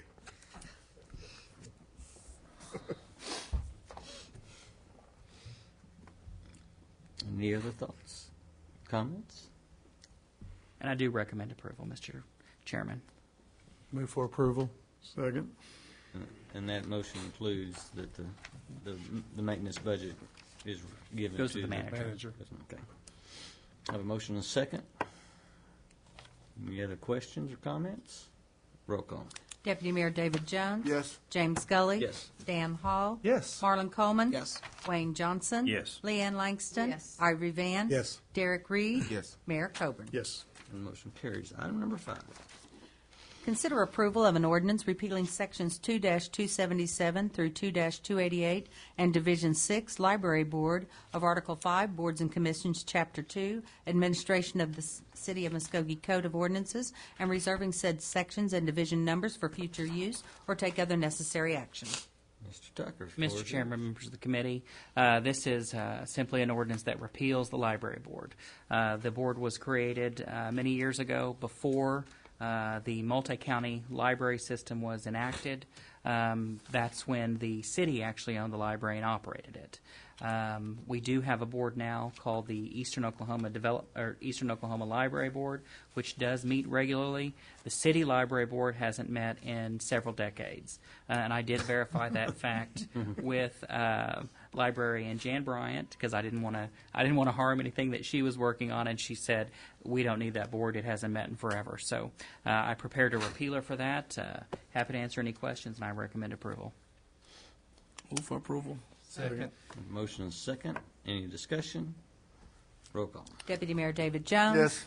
James Scully. Yes. Dan Hall. Yes. Marlon Coleman. Yes. Wayne Johnson. Yes. Leanne Langston. Yes. Ivory Van. Yes. Derek Reed. Yes. Mayor Coburn. Yes. And motion carries. Item number 6. Consider approval of a resolution creating a one-year pilot program related to dilapidated personal property, establishing time frame, cost, and guidelines to provide an additional compliance time after notice violation or take other necessary action. Mr. Garvin. Mr. Chairman, members of the committee, we are requesting approval of a resolution that will create a one-year pilot program for dilapidated personal property. Back in March of this year, a city employee, Heidi Masterson, submitted a Dollar for Your Ideals proposal to the Dollar for Your Ideals Committee. Her suggestion was that the city allow additional time for the property owner to do a self-abatement, additional 14 days subject to paying an administration fee of $30. The FYI committee did approve the proposal, and they then forwarded it on to me to implement. However, it would require an ordinance amendment. So prior to amending the ordinance, we are suggesting that we first try it as a pilot program so we can see what impact it would have on cleaning up the city. If you look at the resolution, which is in your packet, it states that the pilot program will require a property owner or occupant that if they apply, they can receive a 14-day extension to self-abate the nuisance by paying a nuisance abatement fee of $30. There are some conditions to getting the extension. First, you have to be 18 years of age or older, not be in any default or debt to the city. The request has to be submitted prior to the original compliance date. In other words, if they were given 14 days to comply, they can't come in on the 15th day and say, we need more time. The last one, they have to show that there is a hardship, and they have to state that hardship. And the building official will review it and determine whether it is in fact a hardship and the time should be granted. No extension can be granted prior to receiving the payment. There is an additional second extension that could be granted, additional 14 days for an additional $45. There is a maximum of 2 extensions for any single violation. If you are a repeat offender, you cannot get an extension. And then if they failure to comply with the notice after extension would result in a citation being issued or the city abating the nuisance. Again, this would just be a pilot program for 1 year to see, again, what impact it would have. And it's been recommended for approval by the Dollars for Your Ideal Committee. Be glad to answer any questions. Mr. Garvin, what do we do now without this program in terms of dilapidated property? Currently, what we do, which typically they receive a notice stating that they need to comply with the regulations, whether it be a vehicle in the yard, trash, debris, or what, and they're typically given 10 days to do it. After that 10th day, if it's not done, they receive a citation. Now, in some cases, there will be properties where there will be a large amount of debris that may be difficult to get done in 10 days. The way we've currently been handling it, we've been extending their time if, in fact, they can make progress. If they can show us that they have made progress during that 10 days, we would grant an extension. It doesn't happen a lot, but we do grant extensions occasionally. How much is the citation amount? Citation is $200 plus court cost. Okay, so this is going to be a lot less expensive. Yes, than the citation, and it would give them time to self-abate. But again, they have to show that there's a hardship, handicapped, or they don't have the funding to get someone in there to haul it off, or whatever. They're going to have to show us some reason why to grant the additional 14 days. And again, we wasn't sure what impact this would have, and that's why we didn't want to just come in and amend the ordinance. We wanted to try it out and see and make sure it works good before we try to amend anything. Okay. And over the course of the year, we'll be able to determine what works, what doesn't work, in terms of what they need to demonstrate to be able to have the extension, because I want to be certain that they're consistent in how they apply it to all of the residents. So if one resident says, I need an extension for X, Y, Z, then, is that going to be the precedent, or are they already going to have a set of standards in place? Well, we'll have some guidelines on what they're going to have to do to get the extension, Okay. which I did go over. And again, I think the main issue here would be the hardship. They have to prove to us why they can't get it done within that 10 days. What is the reason? What is the hardship? And that would be my concern. What is that defined as? So what is a hardship? Well, it states in the resolution, the building official shall not grant an extension if the stated hardship is not, in his discretion, an unnecessary hardship, and the extension poses, if the extension poses a threat to life or safety. So we're going to look and see what impact it would have on the neighborhood and Muskogee in general as far as the cleanup of Muskogee. I guess I'm concerned about his discretion. Yeah, and that's... I'm extremely concerned about his discretion. Yes. Because that means that he may look at House A one way, look at House A another way. I think he needs to have some guidelines given to say, here's what meets the terms and definition of a hardship. And I'm certain we could work that out. I just want to be reassured that we could work that out going forward, so that we don't get into a situation where it looks purely situational, or that we're being arbitrary and capricious in our way to make certain that all of the residents are treated the same.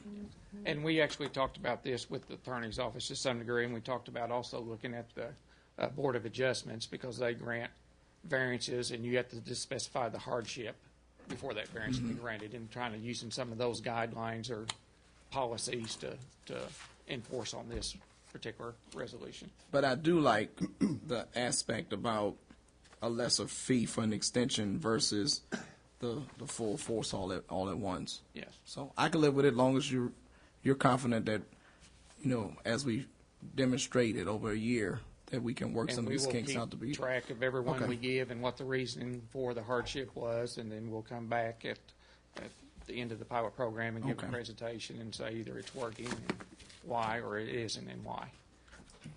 I applaud the fact that we are looking at somebody's suggestion that has looked at what's currently happening and has thought of a better way to do it, and appreciate that very, very much, and that we're really honestly looking at it. And I would hope that our criteria for judging its effectiveness at the end of the year would be that we have less dilapidated property, not that we're not receiving as much money, because obviously it's going to be an The impact ultimate goal both was to ways. get it cleaned up. Exactly. And that's what we'll look at, how many properties Good. got cleaned up. Thank you. Any other discussion? Move for approval. Second. Have a motion and a second. Any other discussion? Roll call. Deputy Mayor David Jones. Yes. James Scully. Yes. Dan Hall. Yes. Marlon Coleman. Yes. Wayne Johnson. Leanne Langston. Yes. Ivory Van. Yes. Derek Reed. Yes. Mayor Coburn. Yes. And the motion carries. Item number 7. Consider approval of an encroachment agreement between the City of Muskogee and U.S. General Services Administration for security improvements related to the Ed Edmondson Federal Building, or take any other necessary action. Mr. Garvin. Mr. Chair and members of the committee, we are requesting approval of an agreement between the City of Muskogee and the General Service Administration, GSA, and it is for security improvements to the federal building. The federal building has been looking at security measurements for the past several years and has submitted several different proposals. The last proposal that they submitted went in front of the Subdivision Review Committee a couple of weeks ago. And basically what they were showing was some balusters that was installed around the perimeter on 5th Street, Okmulgee, and Broadway for security for vehicles, where vehicles can't drive up onto the property and get close to the building. Planning Committee, or the Subdivision Review Committee, did recommend approval, but some of the balusters were encroaching into the right-of-way, and therefore there was an encroachment agreement needed between GSA and the City of Muskogee to address that encroachment. You have a copy of the agreement in your packet. The city attorney's office has reviewed the agreement, and GSA has reviewed and actually signed off on it at this point. So we are recommending approval. Be glad to answer any questions.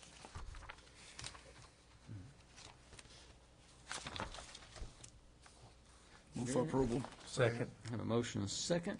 Any other questions or discussion? Roll call.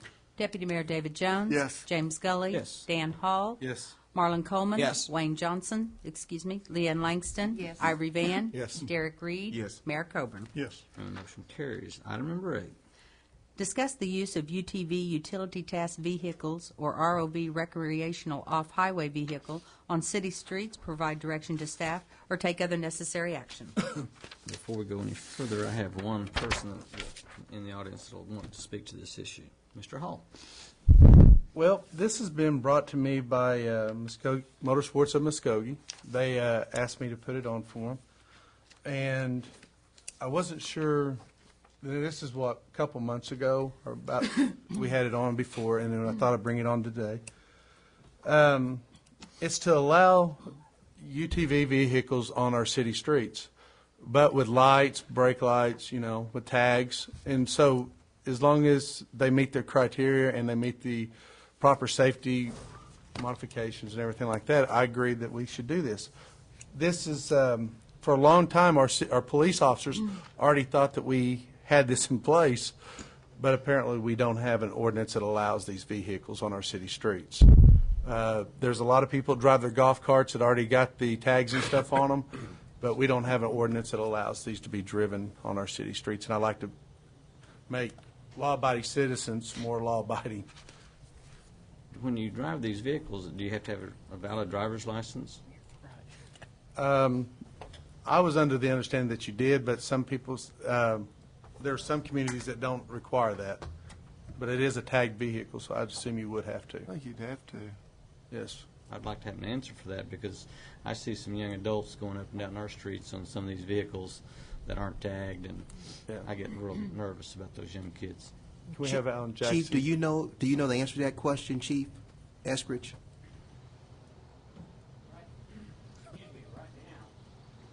I don't think there's a license that's required to have to drive those. Now, they should be regulated, and we Should probably be if need they're to on the look city at streets. some forms of regulation, lights, brakes, that sort of stuff.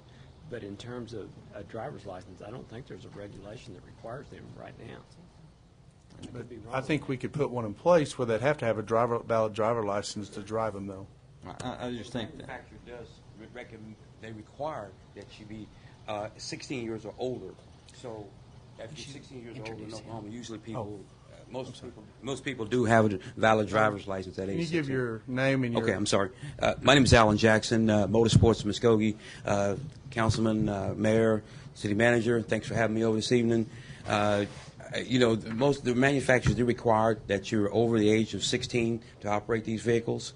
And, as a rule in Oklahoma, 16-year-olds are required to have a driver's license. At motorcycles, age 14, they are licensed to ride motorcycles 250 cc or less. But this would be a vehicle that is required to be 16 years or older. So that would be a city thing that you'd have to decide on, I would say that most 16-year-olds would have a driver's license, yes. Mr. Jackson, while you're up on the podium, you had Yes. signed up to speak to this issue. We should probably. If I could address this committee, where are we at? Committee member. Yes. Since this is a councilman-sponsored item, Mr. Jackson has 30 minutes So I can for put discussion. this off to the Yeah, side. you can Thank put you. that aside. I'm just trying to. Oh, okay. No, I appreciate I don't that. need 30 minutes. I mean, But that's the maximum allocation. Right. Okay. Yeah, I can use at least 10 of that. Yes, but this is something that has been changed at the state to where it is legal for each municipality to decide on whether or not they want to make it legal. The city of Fort Gibson has already got it in place, and they've got it going. And, I want to say Shodo to the north of us has it going. There's other communities that have already put this in place, and I don't know why it's such an issue for Muskogee. I mean, I think it'd be great for the city. I mean, it can generate some additional revenue. The vehicles will be have to be legalized. I see one of the councilors looking like she has a question. Oh, no. I'm Oh, sorry. okay. I'm sorry. But like I said, it's already in place in Fort Gibson. Now, what all the restrictions are and everything in Fort Gibson, I'm not aware of that. But that's something that we could check into and find out exactly what they require. I would think that you'd have the same requirements that you do on a regular vehicle. You know, brake lights, tail lights, headlights, turn signals, horn. You know, it's basically you've got a Jeep. You know, basically the same type of operation. Owners of these vehicles, you know, the tires that come on these vehicles are not street worthy. You can ride them on the street, but they're not going to last nearly as long as if you ride them in dirt. So most owners of these vehicles are going to have to buy tires. They're going to have, like I said, turn signals and things like that. You know, these are things that are going to need to be purchased at Walmart, at Motorsports, at Road Track and Trail. I mean, the other retailers here in town would benefit from having to buy these additional things for their vehicle.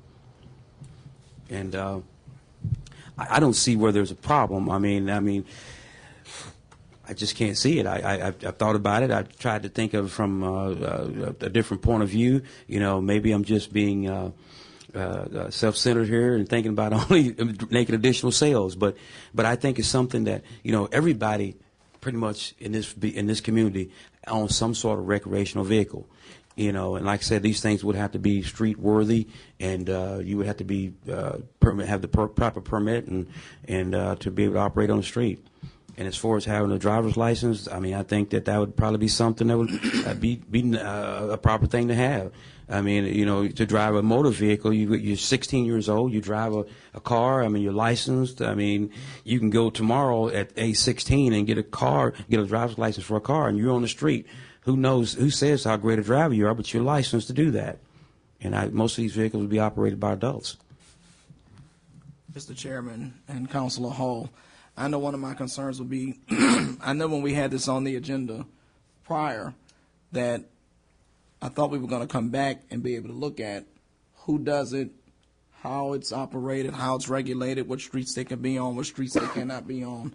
I'd be concerned about blanketly saying yes until we knew how we wanted to regulate it here in the city. I think we have to have that with some extreme consultation from our police office. I have a lot of doubt.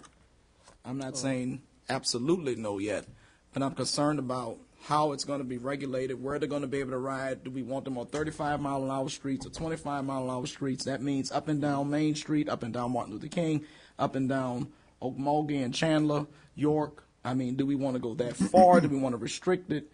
I think that we need to be able to consider that as part of a resolution we either review or pick apart prior to saying yes or no.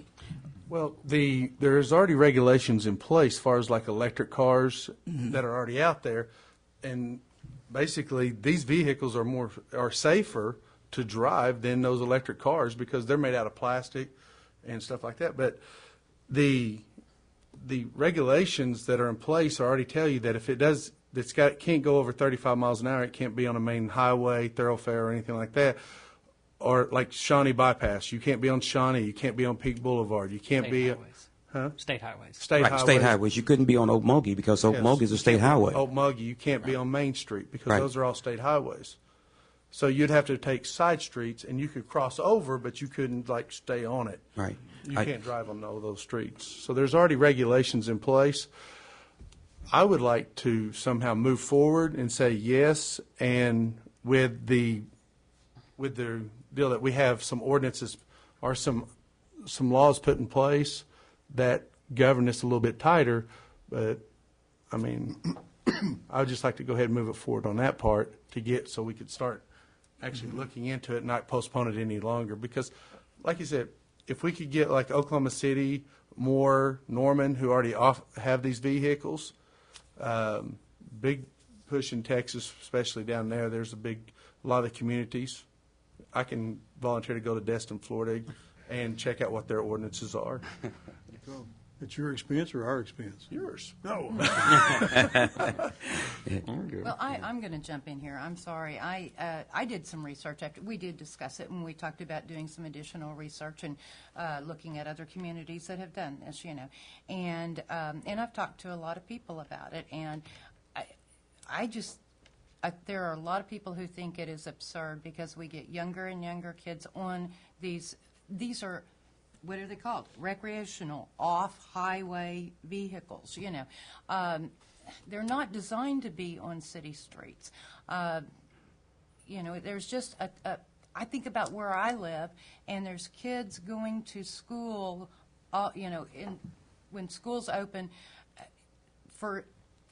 that you shouldn't be on the streets, and they're in cars, and at least they're a little bit more protected. And a lot of animals and things have gotten killed on that road, you know.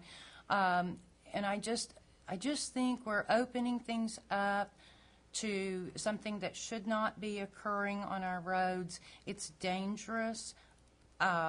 If everybody was an adult and had, you know, a driver's license over 16 and, you know, could handle it, then it might be a little bit different. But I think we're opening things up to a heap of problems, and I know a lot of people who are very opposed to this.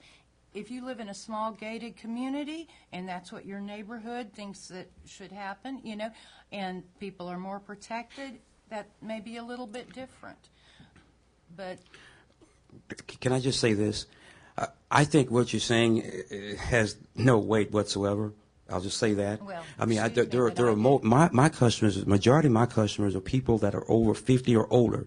But first off, kids can't afford these vehicles. First off, some of these vehicles cost more than the average car that people drive on the streets every day, and they're probably more roadworthy and can handle turns and high rates of speed better than the average car. So I think that's absurd. You know, and I think, you know, we're not asking to legalize kids, you know, open carry firearms or anything like that. I mean, there's going to be laws and regulations that they're going to have to abide by, or they can't be on the street. And I think for us just to blankly say that, you know, it's going to cause, you know, kids to run over animals or kids going to be on. I mean, at some point, the parents have to take responsibilities for what their kids do. I mean, that's the problem with this country today. You know, the people have to take responsibility. And so I don't think that's even an issue. I mean, there's kids, 14-year-old kids riding motorcycles. I sell a lot of motorcycles to 14-year-old kids, and their parents are coming and buying them for them. So to say that, you know, you're just going to have kids running wild on these things, I don't think that really makes good sense to say that. I mean, you know, what's keep a 14-year-old kid from getting on a two-wheel motorcycle and not causing some accidents or doing something absurd? I mean, I think Muskogee needs to just, you know, take a good long look at this and say there's always going to be restrictions put on everything. You know, you're not just going to turn these people loose on these vehicles and they're just going to run wild. I mean, you can't do that in your car. My recommendation would be that we have staff look into it and see what other communities have experienced in terms of problems. And report back. And bring back some facts about here's the way it could be approached if it should be approached, and let's look at it. Well, at the community real close by, there's Fort Gibson already doing it, so I think that'd be a good place to start.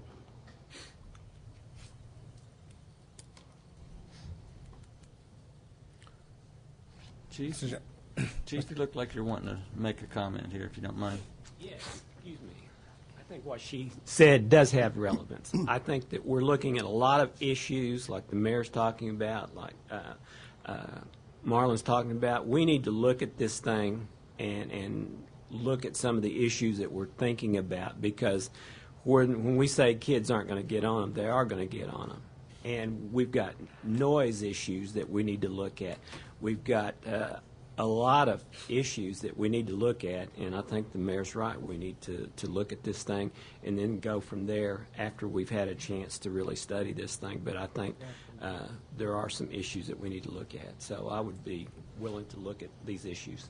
Mr. Gully, are you able to entertain a motion on this? Yes, sir. I would move that we have staff review other communities with similar situations and bring us back a report within 30 days and let us evaluate it with more facts. So move. That's exactly what I was wanting to say. Thank you. Have a second. Second. Have a motion and a second. Any other thoughts or discussion? Roll call. Deputy Mayor David Jones. Yes. James Gully. Yes. Dan Hall. Yes. Marlon Coleman. No. Leanne Langston. Yes. Ivory Van. Yes. Derek Reed. Yes. Mayor Coburn. Yes. And the motion carries. We have one citizen that wishes to speak before us. Ms. Rutlinger, floor is yours. Name and address, please. One more time. Teresa Rutlinger, 2500 Shelby Court. Good evening again. Two things I wanted to talk about. I didn't realize we were a tree city for 40 years, but we have an abundance of trees in town, and unfortunately, when we see builders come in, they seem to scrape the land of everything. Prime example of that is the corner of Highway 69 in Shawnee, the Quick Trip. We had some huge trees there. I can't believe that they couldn't at least leave one or two of these huge trees, work around it somehow. We've had some developments off of Shawnee where they've just scraped, they've just taken all the trees down again, and then they've put houses up, and we don't have any trees in front of those houses, or they put little sticks of trees there. It just doesn't make our place look that good. I don't know if there's some way in our, from this, this point forward, that when people come in and do housing developments or something like that, if they leave some of the more mature, already established trees to where you can say, okay, instead of having to plant 10 trees, if you leave this one, it's going to make our area look a lot better in the long run. They're pretty sticklers about that down in Texas, and I wish we were a little bit more of a stickler up here. We just kind of lose our uniqueness. I mean, that was a pretty corner where Quick Trip is, and it could have still stayed pretty, but, too late now.